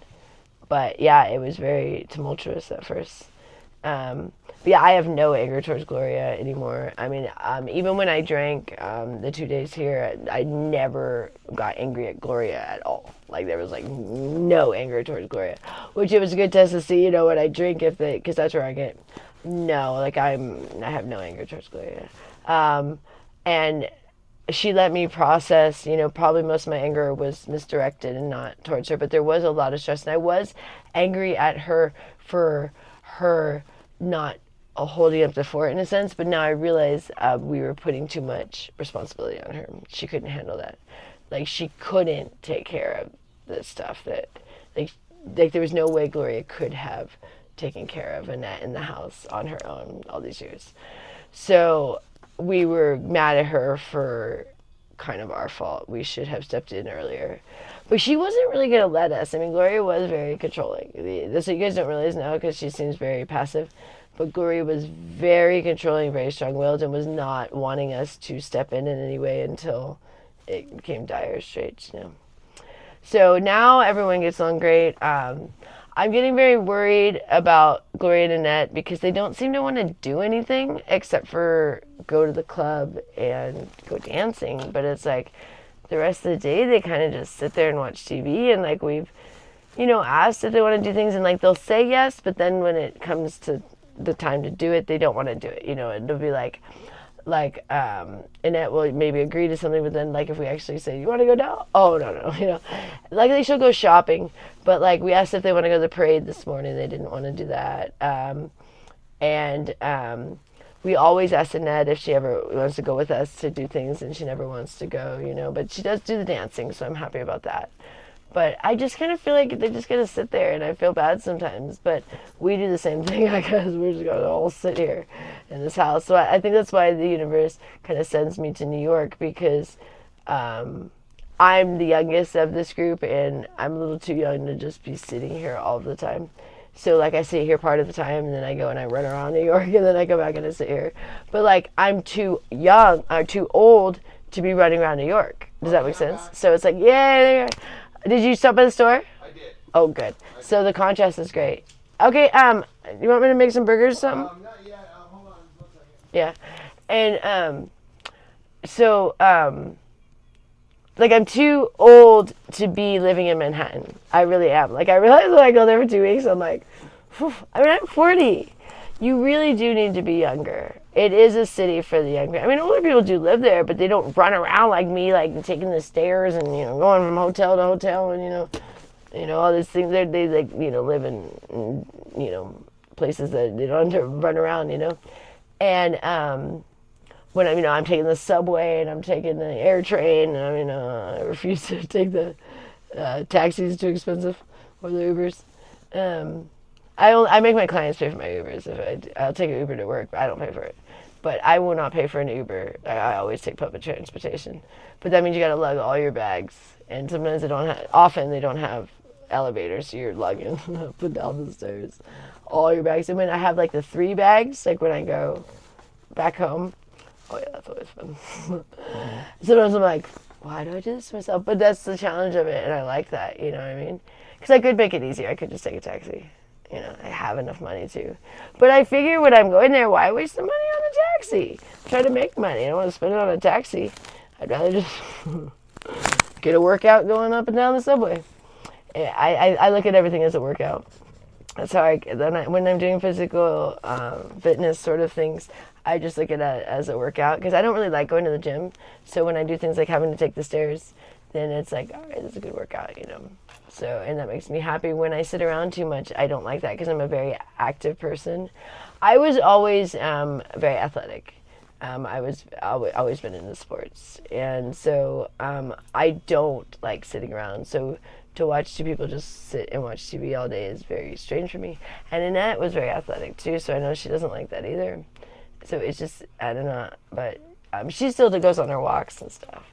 But yeah, we try to think of ideas of things for them to do, but like, there's not a whole lot of things they really want to do. Like, they don't really want to go to like classes and stuff. Like, they'll say, okay, but like in reality, they don't really want to go do that. You know what I mean? Because they want to have like the freedom kind of, like Gloria will go to her fitness class, but like Annette, as much as she like, she'll say she wants to sign up for these things, but then when we say, do you want to go do it? It's like, no. So, I don't know. I just hope that they're happy, but I know when they go out dancing, they have a good time, so. And then they get their McDonald's, and the little things like that make them happy. We got them Chinese food yesterday. The little things like that make them so happy, so. And just those little things can brighten their life. And Gloria loves her new TV, and then, we put Annette's karaoke machine, because she's not really using it, out in the living room, and that's what Gloria's using to listen to her Latin music. So she's got her Latin music going all day. It's like a speaker out there. So she loves that. She's loving that. So I think they're having a good time, but it's hard. Like, we're just kind of saying, like, we're basically kind of almost watching, like, Gloria kind of, like, dying. Like, she doesn't really have a lot of purpose left. Her husband's gone, and we're kind of, taking care of things now. And it's just kind of hard to watch someone kind of, like, I don't know, like, just kind of drift away a little bit. Like, she's, forgetting more things. And it's really hard. Like, I got really sad yesterday about this. And it's like, it was really, really sad for me and Rich to think about that. So it is difficult, being here on many levels, for things like that people don't realize, and so a lot of times people want to stay away from their family and just avoid the hard issues, but that's not life. So. Hey, buddy. I know Casper is like, he wants some of those little things. He's being a little nutty. I know what you want. He's being a little bit, he's like, I want some of them Timothy Hay things. We can't give him anymore now. He's acting wacky. No, he's restless. Oh, poor guy. We only gave him a couple, but I said only give him 2. I don't know how many we gave him, so we have more than 2. But I said, Rich, you better read about how many he's supposed to have. Richard always does it with the snacks. He loves them. Yeah, well, no more. And they're ridiculous. He has to have them. No, well, not for a while. Not for a while. Not after this behavior, because he's not good for him. I can see that. See, Richard don't listen. We give him once in a while. See, so he don't listen to me. What did you get? Did you get some beef? I got 2 pounds of beef and. Did you go to Albertsons or Yeah, I just stopped at Okay, cool. Good. Good. Oh, good. I'm excited. I'm gonna make some. You don't really like that. I'm gonna make some beef in a little bit here. We got 2 pounds of beef, some mustard, olive oil. Okay. Um, Good. Carrots. Oh, good. You know, you're not supposed to have any. Okay. All right. Well, I'll let you take over pretty soon. All right. Are you about ready? Over, guys. Because I need to do a bong hit, and this has actually itching my. Okay, thanks, guys. Oh, I had a great time tonight, you guys. And I had such a good day. I can't believe the Mets won today. It was just so great. I have become like such a big Mets fan, and it is not in any way fake. Like I am like so into the games. Like I can't even describe. Like I'm like, how did I not understand how amazing baseball was? Like I just really just loving the sport, and like some of the plays today were just amazing. Like McNeil did this amazing catch. And I was so proud of Reed Garrett today, and I just like get really excited and really into it. And I've always been that way with sports, but it used to be like the 49ers. And then I also, I got pretty into, I used to be nuts about gymnastics when I was a kid, oh my gosh. But then I also really got into soccer. We were watching soccer for a while. I'm a big Lionel Messi fan. And we actually watched that game when it was the World Cup, I think, when Richard said, what if he's gifted right now? And I was watching that. And then he took me again. And I'm like, Richard, you jinxed it. That like destroyed a lot of us. And then I started to feel like, it's just this guy. Like, I used to watch the World Cup when we do that. We don't bet much, but we like to bet on sports. To make it like more fun to watch a game. Not to like win money. It just makes it more fun to watch a game. And then if you make your money back or if you win a little fun, we're not betting to like win money. It just makes the game even more interesting if you like predicted some of the things. You're like, oh, that's cool, you know? But the thing is, I prefer my team to win than for me to win a bet if it means like going against my team. So I don't mind like losing a bet when it means like like today I didn't have I would adore him Rome, but I didn't want the game to like go so it's like Richard has tendency to be like, watch out, the other team gets some points. No, I want to bet on this. I'm not the best at betting because you can't be so committed to the team. Like I only without bet for the team. Like Richard will bet on something. Like, so that's betting the days and maybe some points. But today was a crazy game because it was like 3 home runs for the Mets. It was Aaron Judge got a home run, and then what's the other guy's name? Jedi Joy is dunking it. I don't know the Yankee players besides Aaron Judge, but this other guy got 2 home runs. And it was the first 2, one from the one guy, and then Aaron Judge happened like the first 2 batters. That feels like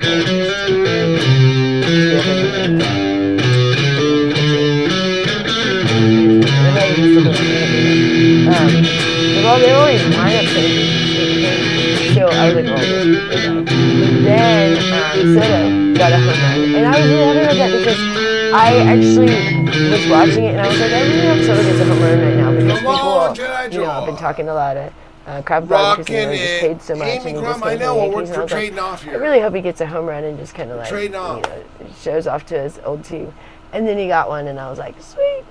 And then we're trading. Hey guys, do me a Beatty favor, got one, hit the like, and McNeil, which I love all those guys. And it was just like so great because I remember even thinking like right before the Beatty, I was like, it'd be really great if Beatty got a home run because they said he had like 13 or 14 and then he should get a home run. Poor Beatty needs to get a home run. So it was like one of those just good days where it was like, even though I lost my bet, like it just felt like all these things were like happening. And then I was like, man, please let Reed Garrett be able to do 2 innings. Oh, and like Brazabon did good today. Hey guys, be sure to hit the likes and share the stream. And then, and then Reed Garrett did great. So it was like this. And it was crazy because it was going back and forth too. So for a while, like we were down, and it was like 5. Joy, whenever you're done, I'm ready. And Are you about ready? You said. Whenever you're done. Oh yeah, I'm good. I'm gonna start making some food pretty soon. I'm getting hungry. I need a bong hit. All right, you can take over. Bye everybody. Happy 4th of July.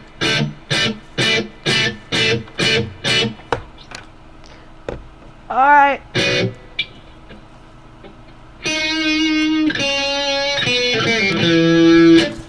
Okay, you can take over. Sure, I sure will. Yo, what's up, everybody? Okay. All right, that was a good first hour and a half with Jedi Joy.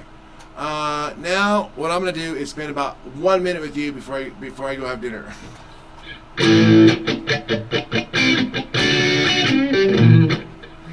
Yo, what's up, Farce? What's up, Farce? What's up, Farce? What's up, Farce?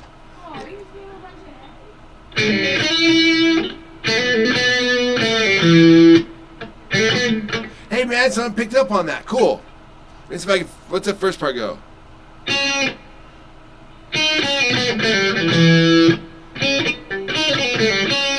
eating it like that.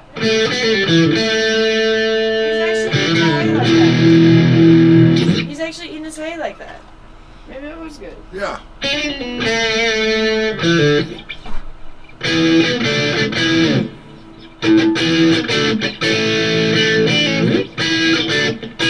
What's the first part go?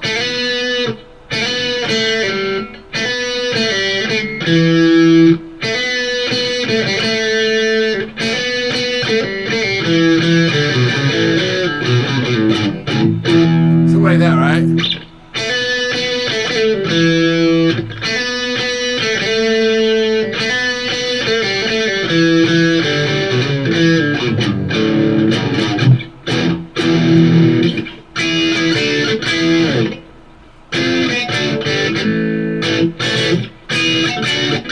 Something like that, man. You know what I mean, right? Is that it good?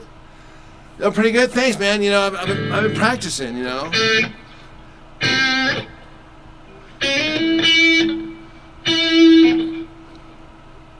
I get that one. The problem is I get that riff confused with the Hey Jove riff, confused with the T.I. riff. And so in my head I get it all mixed up. Hey guys, do me a favor, hit the likes, appreciate it. Lonely is the night when you find yourself alone. For those that don't know that song.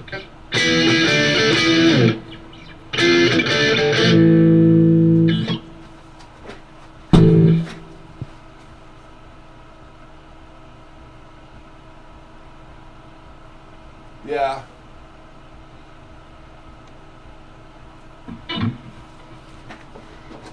Hey, there's Crystal Cook. Happy 4th to you.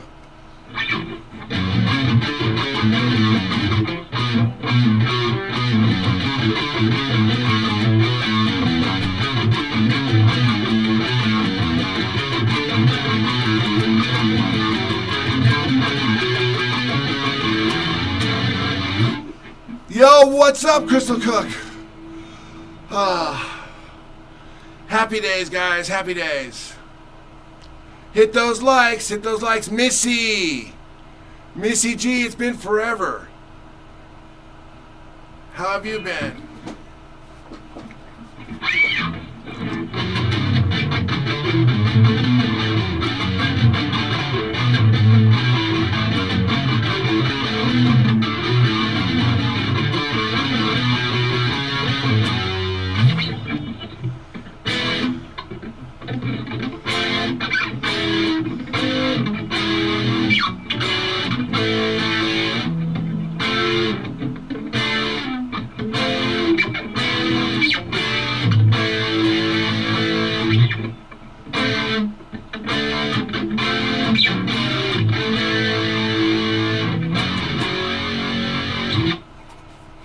Yo, Alex Weaver, what's up? What's up, guys? Listen, we are winding it down. It has been a long 4th of July here.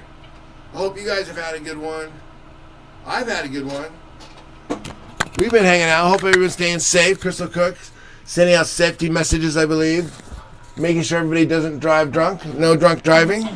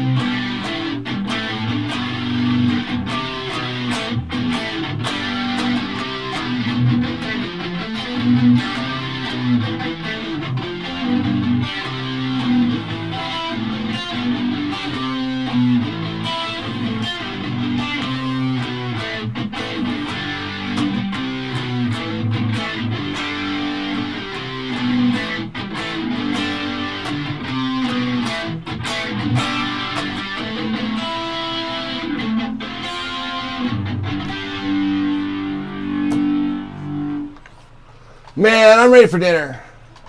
I'm hungry. I got my hungry shorts on. I mean, I am so hungry. I could eat a cow. Oh, hey. Dang, no X's. What's X's mean? Hey, what's up, guys? Amy. I know that song. I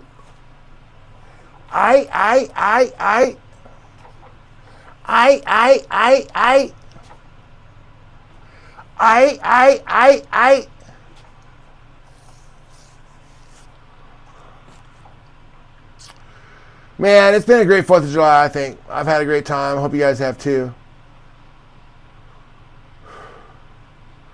Macho man. I want to be a macho man. Macho man. I want to be a macho man. You said no drunk dialing. Okay, no drunk dialing. Got it. No drunk dialing, yeah. That happens. Yes, but I can't seem to get drunk on this beer, I know. That's what happens, man. When you're young, your liver's too fresh, and when you're old, you're just too tolerant.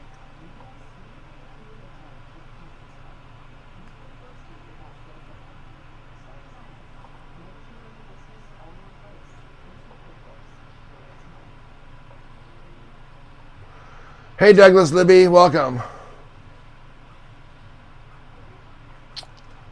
Oh, it takes me a minute. It takes me longer than a minute, bro. Hey, Jim Adams, what's up, buddy? Long time no see. Nice to see you. Who wants a gifted membership today? Huh? We haven't done those. Let's do some gifted memberships. Why not?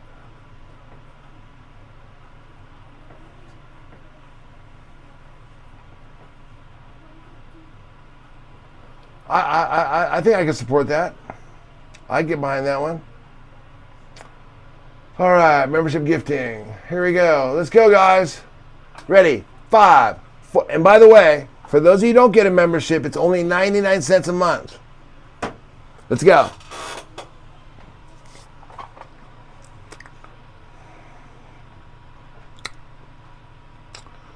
Ginger Billy Hag. Oh, she always gets one. Mothering OI. Lace Venom. Oh, cool. I haven't seen Lace Venom in a long time. Man, she on the board. It's good. 1, 2, 3. In reality, got one. Good. Okay, good. 1, 2, 3, 4. Was that 5 or 4? Okay, Lace Venom, Mothering OI. Lucas Family. Ginger Billy Hag. Okay, good. Bro, it's 99 cents. Click the link, bro. you notice, most of the people on that list don't even show up here. It's like, I'm not sure how the algorithm works, but it's like people that have been here that haven't been in a long while, I think it sends it to them to remind them to come visit. I don't know. I don't know how it works. It's random. I have no control over it.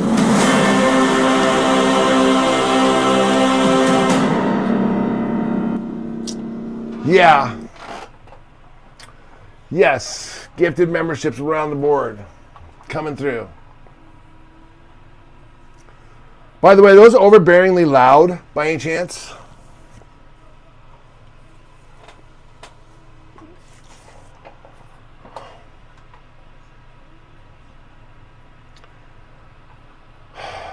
Yeah, Debbie, new members.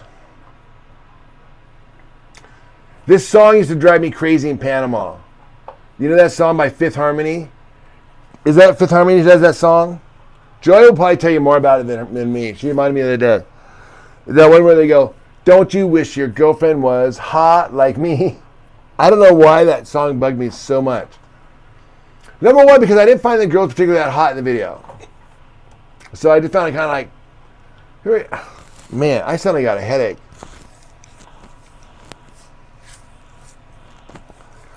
Ugh. Geez, I hope it's not an aneurysm. Ow. Really hurt. Like a pounding hurt. Like if you like a hammer on the side of the head hurt. Like out of nowhere. Whoa. You need to go eat? I need to drink some water is probably what I need to do. I probably get a little dehydrated. Hers headache, I know.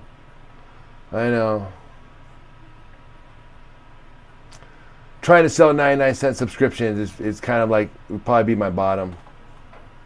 If I ever write a book. Yeah, I found myself, I was on YouTube selling 99-cent subscriptions. 99 cents a month.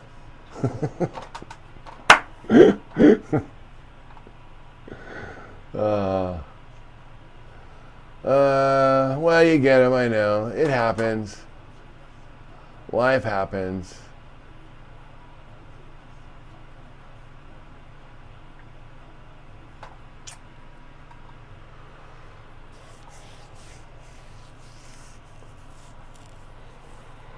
Yeah. Dehydration headache. I think you guys are onto something there. Dehydration headache. Let's do some water. Let me get some water. Let me see what wife's up to.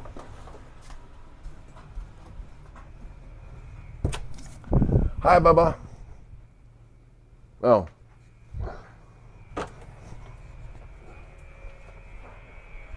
Hi there. I got you some the pickles there, and then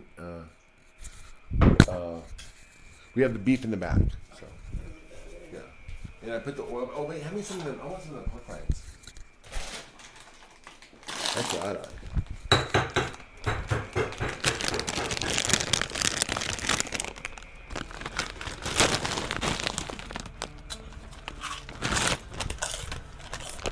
Well, let me get some water.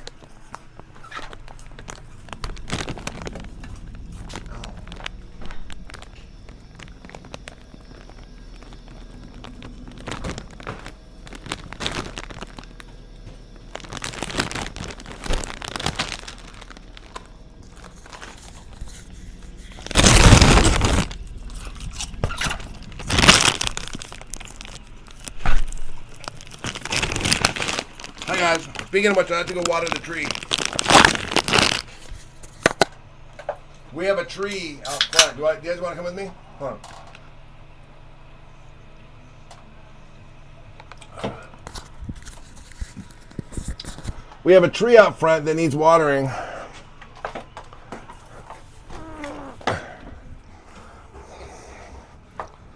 And we live in a desert, so we can only water at night. In the morning. And never ever on Sundays.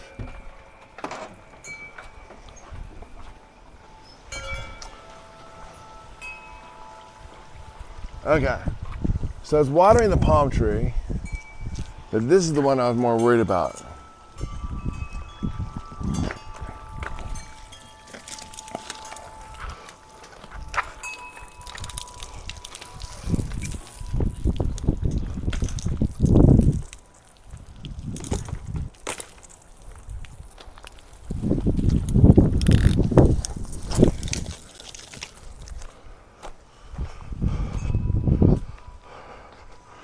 Okay, buddy. Okay, buddy. Don't worry, we got some water coming for you.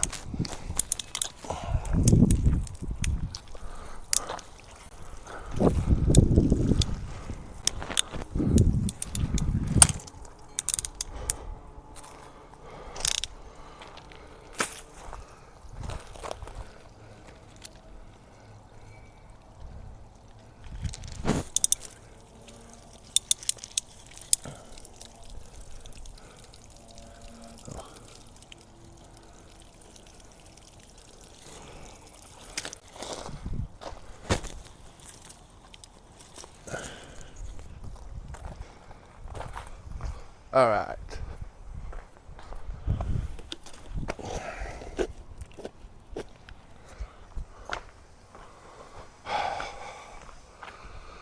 All right.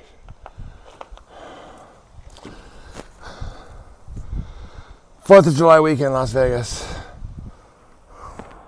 Come on.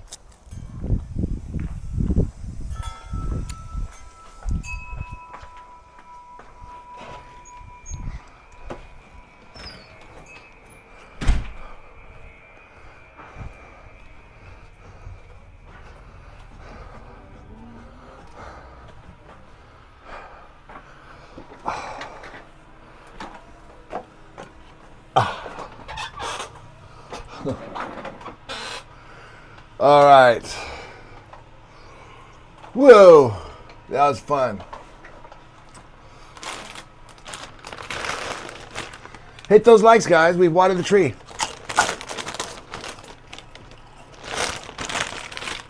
Jim Adams, what do you think about that tree?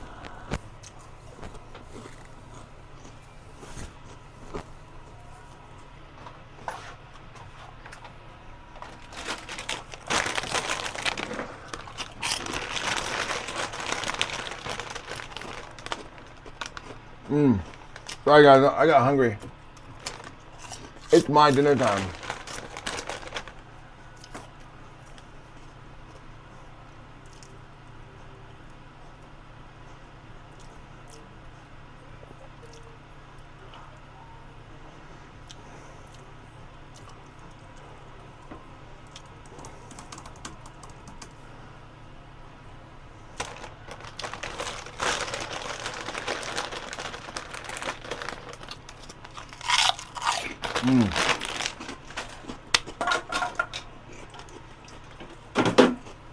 Hey, what's up, Ellen? Yeah, pork rinds, man. They totally follow keto, carnivore diet, perfectly healthy. Hey, Jedi Trigger Man, what was the topic over there? What were they all talking about? These DM things. I was trying to follow the thing on the Discord and everything.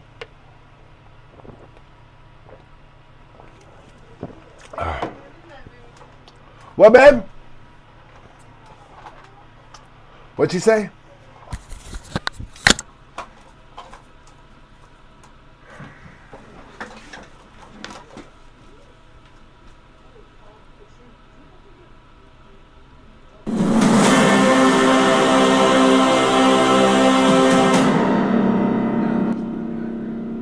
Hey, Ellen, thank you for subscribing. Right on, Ellen. Woo!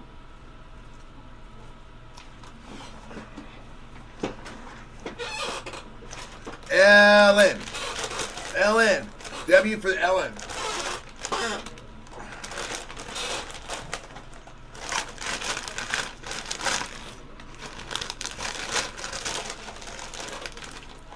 These are a great snack, no sugar. These are a no sugar snack.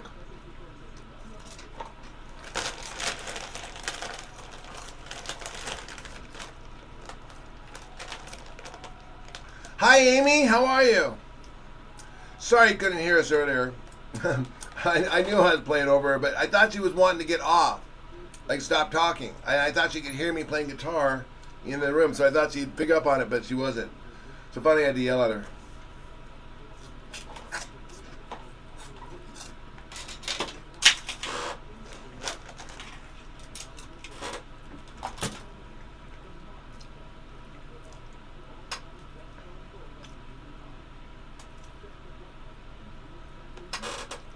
These aren't the favorite glasses. They're crooked. I don't like them.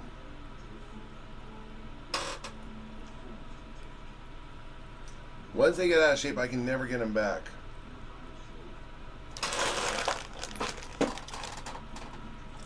Am I going to watch the fireworks? I don't think so. I mean, we can watch them from here. But I don't know if I'm going to go all the way down to the strip. We used to do all that stuff, Joy and I. We used to really be big into doing that stuff, but not as much anymore. No kings. Well, if there's no kings, then that means there's no queens. And there's no queens, then what's the point of doing anything?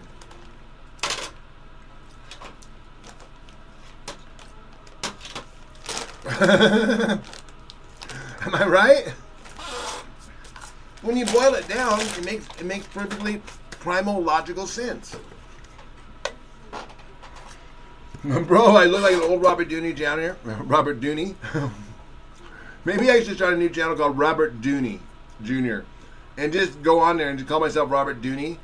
And just see how long it takes me. Wait, is that Robert Dooney or Downey?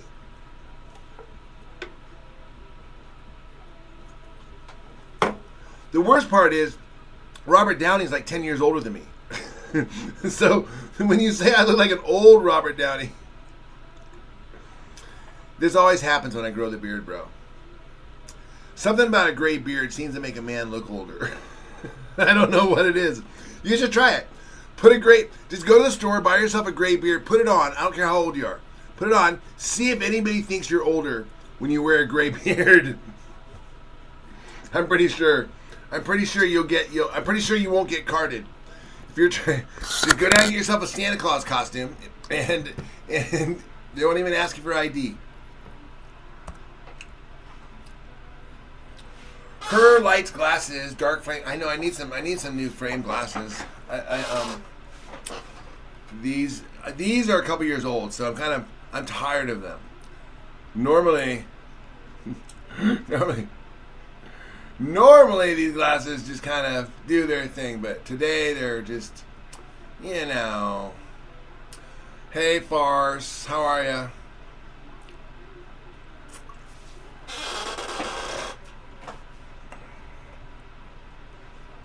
Yeah, the bandana head thing, yeah, I know. Put ice on your knees. I know, I should. Hi, Sarah. Hi, Jen.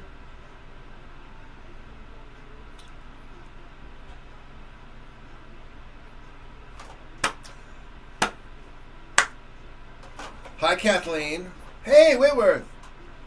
Did Melinda Sue ever take care of that thing for you? I hope she did. I mean, I think it's kind of old news. I don't think it's a big deal anymore.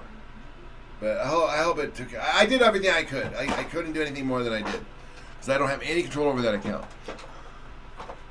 Trevor Phillips, why am I ignoring you? Because, dude, I told you. I'm not gonna help you pass that test. You've got to study it yourself. I'm not gonna give you the answers. You've got to do the work. I'm not gonna help you cheat. So stop asking me, Trevor.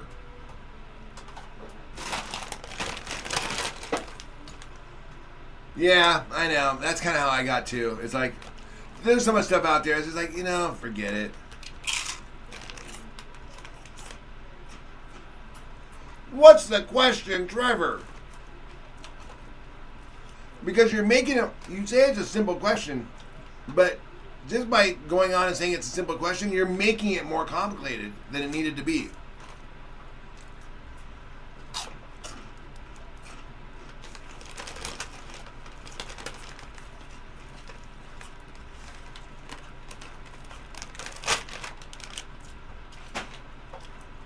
Hey guys, hit the likes. You want to know your burgers? Yeah.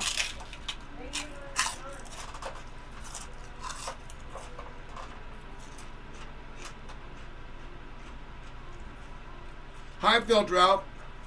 Hey, Buick City. Do you really play musical instruments? Because I don't meet a lot of other musicians out here. And, when I couldn't tell if you're just trolling my ass or just Being for real. Because if you do, that's cool shit.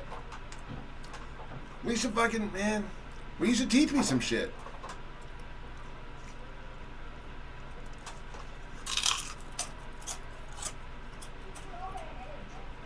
You're paying bass? Nice, man. We gotta teach Joy to sing. Pitch control.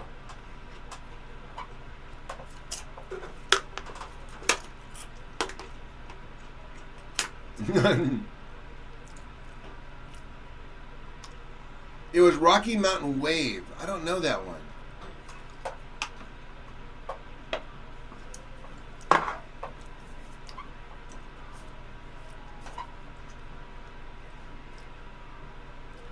Yeah, Jim Adams. Tell you what, I was always taught that, see, I grew up in the 80s, and they taught me that fat was bad.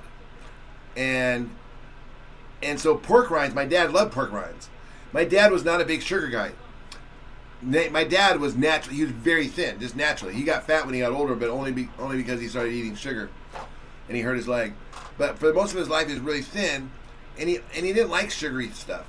And I, on the other hand, love sugary stuff because I was told that sugar was good for you, and that fat was bad for you. Of course, later on, I realized that was all a farce, and it was just a way to sell more stuff, and that's why I was struggling with my weight so long. Now, these are a great snack. I'm not sure what the consensus is out there these days. Because do you guys still think like that fat is bad and that like calories because there's still stuff that says no fat, no gluten, no fat, you know? Oh man, pork rinds with hot sauce would be great. That might be too much for me right now. These are spicy. I have to watch my stomach. I don't want to. Annette does not consent to fat in her chips. No. Annette does consent to dancing, and that's where she went tonight. Jim, there used to be a company called the Paramount here in Flint. Oh, bro, that's cool. Oh, Buick, shit. Okay, the dude's a real deal. I get it. Okay, that's cool. What I know about Flint is this guy, what's his name? Roger and Me.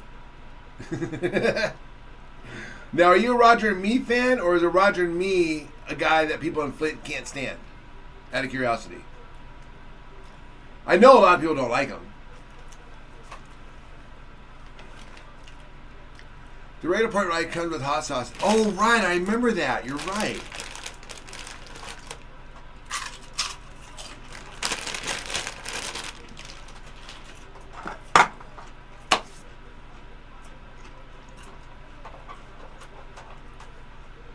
Michael Moore. Michael Moore, not Roger Moore. I know him, work for him. No way.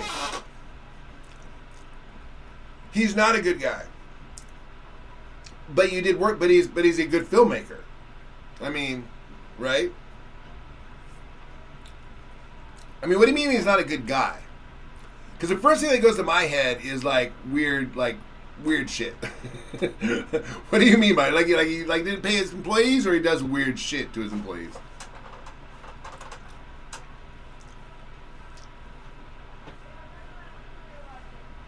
Huh? The documentary about the American Apparel. Oh, right. We just watched a documentary. Hey, BB! Happy 4th, babe. It's our second 4th together. Teach her about birds. Yeah, that's cool. So you know the guy. Okay. Well, shit. So you're like a real filmmaker. Okay, I get it. That's why you're like hypercritical. Makes sense, man. I just felt I just dreamed I wanted to do this, and I did it. And I get it. I'm not I'm not good. My stuff's a hack. There's so many errors I make, and the sound you can barely blah blah blah blah blah. But at the same time, I did the same thing when I bartended too. I just wanted to be a bartender, so I became a bartender. Whatever, just life, bro. Looking back, after I've done it all, of course, I think to myself, shit, I wish I hadn't done it. I wish I would have stayed where I was at. But isn't that what you always say? Like after, like no matter what it is, like after you like party all weekend and spend all your money, you're like, shit, after I did all that, I really wish I hadn't done it. Of course you wish you hadn't done it because you did it. You already satisfied your need to do it, so you're like, oh man, what a waste of money. I don't even feel like doing that. Of course you don't want to do it anymore because you already did it. But had you not have done it, all you'd be thinking about is, shit, man, I really would love to just go, blow a weekend in Vegas or whatever. I don't know. What do people want to do these days? I mean, like what does debauchery look like to you? Your mom loved Michael Madsen, the actor? The water's on. I'm watering the tree.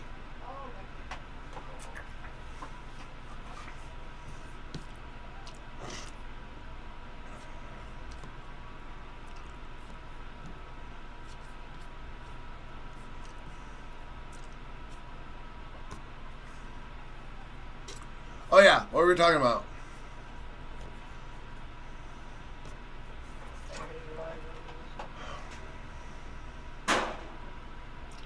Kathleen, Matt Fife is here. Okay, what were we talking about just now?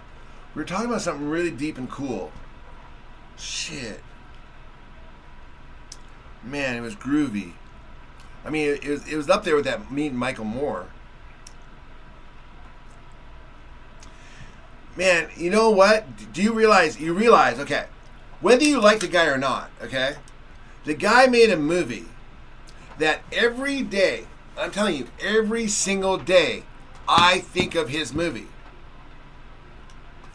Because I have a rabbit. And every day I go to feed my rabbit, like when I wake up in the morning, the first thought that goes in my head is like, did they really have to eat their rabbits? I mean, to feed themselves? Right? You know what I'm talking about if you saw the movie. Like, it was a documentary of Flint, Michigan, and they're showing a woman, and she, and they were like, and it was like, it's like, okay, whether you like the guy or not, but the fact that you could make something, and I'd only seen the movie a couple times, the fact that you make something so impactful in my brain, and it wasn't like it was particularly gross. It wasn't, I mean, there's grosser things I'd seen. And there are more disturbing things I'd seen, I mean, Clockwork Orange, for example. Extremely disturbing. Especially when I saw it, on HBO when I was a kid. I mean, it's like, but those do stay in my head, but not every single day. However, Michael Moore's scene with that woman, and I just remember she kind of almost, I mean, I don't remember exactly, I mean, it's like 100 years ago I watched it. But my recollection is that she was a skinny woman, didn't have the best grammar, I mean, Joy speaks perfectly fine, but I'm kind of picturing kind of like a Joy type of woman, like, times are tough. Casper, we had to eat Casper. No, that's exactly right. Don't say that. I know, but I'm not saying you would do that, but I'm saying that that's the scene they put in the movie because I guess it was a real thing. Now, if you're going to tell me, that was all staged and fake, then you realize the last 45 years of my life have just been a farce. Joy takes great care of Casper. Mike Moore and Michael Madsen, two different people. Yeah, they really are. Michael Madsen, I believe, was an actor, correct? An actor who was he in Reservoir Dogs? And was he also in a movie, True Romance? Was he in True Romance? I know he's in Reservoir Dogs. Michael Madsen may have been in Pulp Fiction? No.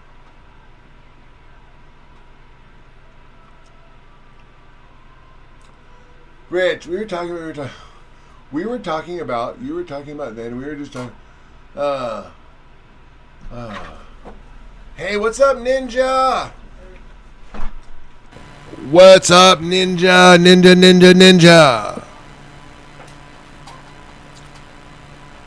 Oh, Michael Madsen passed on July 2nd. Shit. The actor?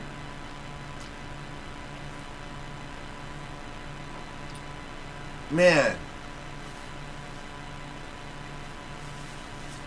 Pretty weird, huh? Still a Scott Brothers film. Hey, man, check it out, dude. I kind of wish I got to know you under different circumstances. I don't know if you'd even talk to me, but it sounds like you kind of know your shit out there. I think we'd have a good time watching movies. What's your favorite movie? Besides True Romance. Come on, it was shot in Michigan, right? I mean, another classic Michigan film. Heat. With Val Kilmer? Is Val Kilmer in there? Anybody? Everybody. Jim, who's your favorite movie? Narc was the one I worked on that was shot in Detroit. Narc. Oh, wow. That's cool, man. I never worked on it. That's cool. Oh, really? That's the one? Heat? Nice, dude. Check it out. Come on. R.I.P. Val Kilmer, but that's pretty fucking cool. We got Michael Madsen and Val Kilmer, both R.I.P'd. Now, Joy's going to have an argument, okay? Joy's going to argue this. A lot of those actors that were big in the 80s, you're not going to like this. But, yes, I've seen Rush. Rush is probably one of my favorite movies ever. And I relate to what Joy does to what that movie is, and what Jennifer, what's her name? Jennifer Jason Leigh? Is that who's in it? Yeah, Jennifer Jason Leigh. Man, this is great. That was a great movie. And then it had the guy from the FBI guy. His boss was the guy from the Big Lebowski cowboy. What was his name? What was that guy's name? You know. Anyways. Whatever happened to that actor with the beard? Sam O'Neill. Thank you. Now, Sam O'Neill is a guy who I think I just saw in a commercial. That guy is still holding out pretty good. You wonder why these guys die, these other guys. Joy has a theory. She says it has to do with their diet. She says it has to do that a lot of them secretly have an eating disorder. They don't disclose it to their doctors or anybody. And that's what underlines everything. That's her. And when you think about it, well, yeah, I mean, a lot of people that we're talking about, they are models. They are thin. You know, like Michael Madsen. I mean, actors are models. You know, I mean, they're picked because they have a certain look. You know, and to get that look, typically, I mean, in the past, and why I said the '80s, because in the past, thin was in. It was very, people would do anything to be thin. It was like, I mean, you had to be really skinny. I mean, diet pills were still pretty much legal, I think. Leaving Las Vegas, excellent. Rush, excellent. Baby Club, Blow, Flight Club, all excellent. Fight Club, of course, was with Choke, the guy, the writer, Palyachuk. Now, my connection there is that dude's from Portland, right? And so Fight Club and all that stuff, I mean, it's like you know how like my thoughts are kind of weird, right? And like when you watch Fight Club, that movie is really weird, right? It was like his whole idea of a utopian society was really like out there. Well, that's just kind of like how Portland is. I mean, it is just weird. I mean, so people think like that there. I mean, fortunately, they don't have a lot of money, and it's not a very, but it's a weird community out there. You know, that first scene with Baby Driver, there's a long take with who's the actor that the driver? Who's the driver? That kid. Anyways, he's doing a long take. I think he's walking some Starbucks coffee. And it's at least a minute and a half long take. And that thing is a choreographed dance that kid does with the coffee.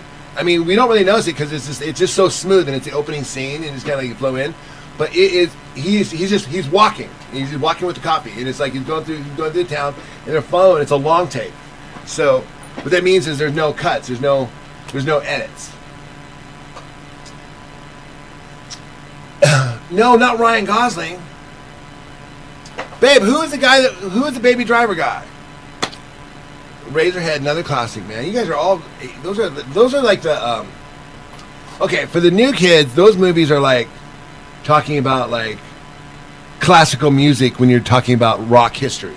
Like when you say, "Hey man, let's talk about like why they made Bohemian Rhapsody." Well, it goes back to Mozart. So what we're going to have to do is we're going to have to study all the operas from the 1700s. It's like, oh, bro, seriously? That's kind of like what it is when we talk about like David Lynch movies. But freaking A, tell me what's his name? Dennis Hopper there wasn't a creepier character that doesn't still haunt me. And I'm not even a female. I mean, it haunts me at night. Was Dennis Hopper in Blue Velvet. Tell me that's like, I mean, because first of all, I feel like it's kind of real. I mean, I don't know what that oxygen tank that he was constantly hitting on that just made him go psycho, but I feel like that's a real thing. I've never seen anybody use that before. Have you ever seen anybody pull out an oxygen tank when they're partying? Was it supposed to be nitrous? Was that what it was? Okay, then, okay, I've seen that. I didn't know what it was. I mean, again, I was getting, but still, it freaked me out because it was just so creepy. Because it was just so weird, and it was just like, what kind of beer you want? Heineken? Fuck that! Pabst Blue Ribbon. Okay.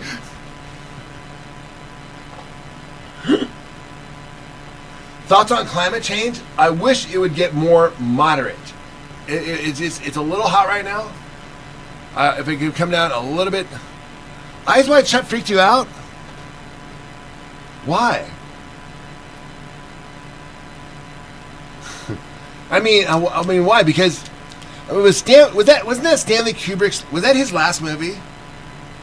Did he finish the movie, or did he die in the middle of it and they had to finish it, or did he make another movie after that?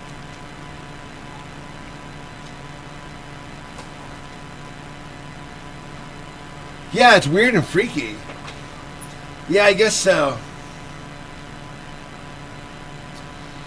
Yeah, I guess the imagery of all the cloaks and all the mansions and all the, yeah, it's very much, yeah, it's Eyes Wide Shut. Yeah, it's disturbing because it's like a lot of that kind of just it does resemble a little bit like church-like stuff. You know what I mean? It's like Stanley Kubrick's he's messed up, man. I mean, I'm not gonna try to put any. David Lynch is crazy that I can understand. Alex Cox I can understand, but yeah, that one is Kubrick. Kubrick is just a little too far. Sometimes I don't get where he's going with shit. Strangelove, brilliant. Peter Sellers.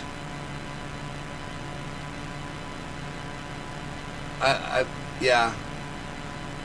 Strangelove was, I mean, was it supposed to be funny?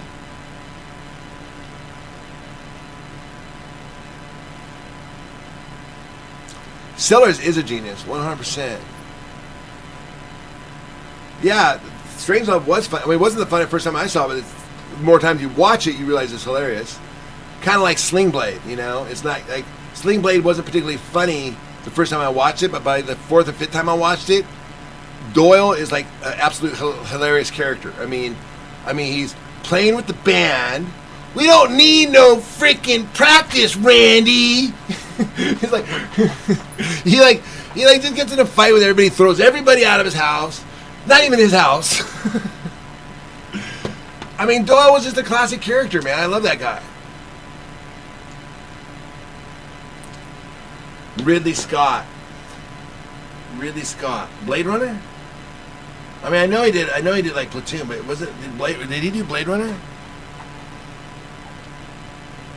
John Ritter. I know, R.I.P. John Ritter, man. We lost John Ritter, Johnny Cash, and Joe Strummer all within a year.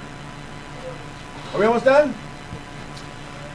Okay, I gotta go have some beef burgers, man. I really enjoy talking movies. I'm gonna watch movies with my wife tonight. I'm thinking maybe we'll watch Barfly tonight. Yeah, I mean, I'd like to do we could do some online stuff, but the thing is we have to commentary on it. You know, we have to stop it, like, you know, talk about it, or we can do it on the Discord, whatever, or you guys just watch and we'll just talk about it later. Usually the best way to go about it.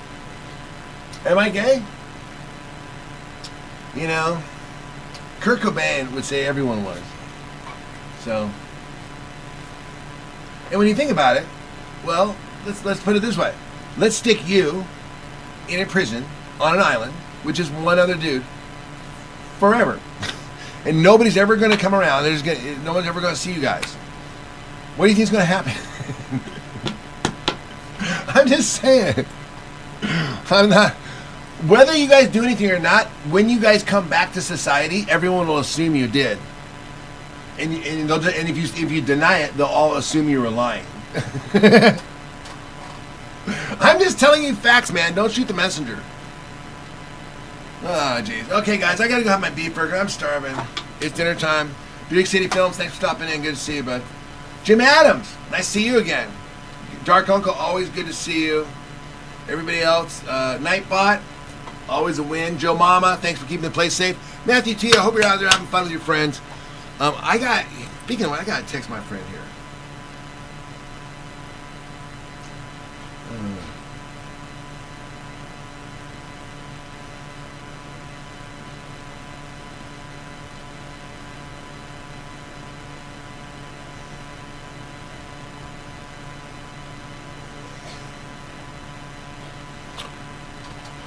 Bye, BB. Bye. Bye, guys. Bye, guys. 7 Psychopaths. You know what? That was right on the tail end. Okay, right? That movie was coming out when I met Joy. Right when I started marrying. After you get married, it's like, I don't know.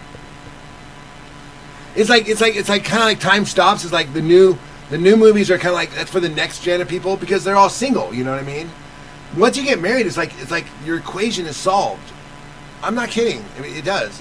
Once you find your partner, equation gets solved, and then you move forward. And that's why like things like movies that you used to dig, you don't dig anymore.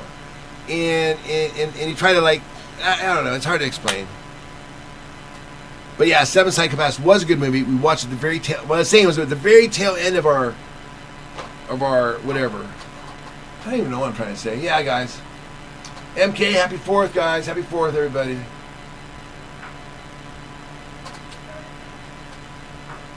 Big Papa Pump is your hookup. Big Papa Smokers was my main competitor when I was selling barbecue grills, bro.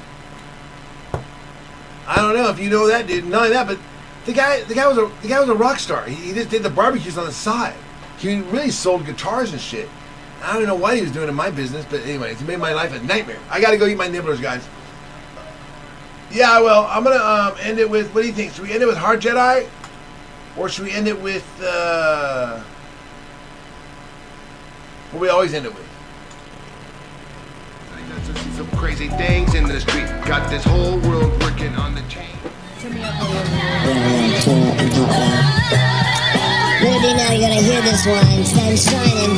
Yo. I don't hate players. I don't love Good night, the guys. game. I'm a shot clock, way above the game. Be point blank with you. The game. I got all this work on me. I ain't come for play. You can show the little shorties how you pump and The dance. dog. Not to death. I'm not impressed. I'm not amused. I'm not confused. I'm not to do. I'm a grown man business. I'm not in school. Put your hand down, youngin'. This is not for you. On my jail, my beats with the Kanye, yo. Name on the market, your name off the payroll. Style fresh, Like I'm still a Dayo, and it's been like that since the Dayo. On more time than a Rollie or Seiko. Step on deck, your neck, or do what I say so. Get up or get out, get down and lay low.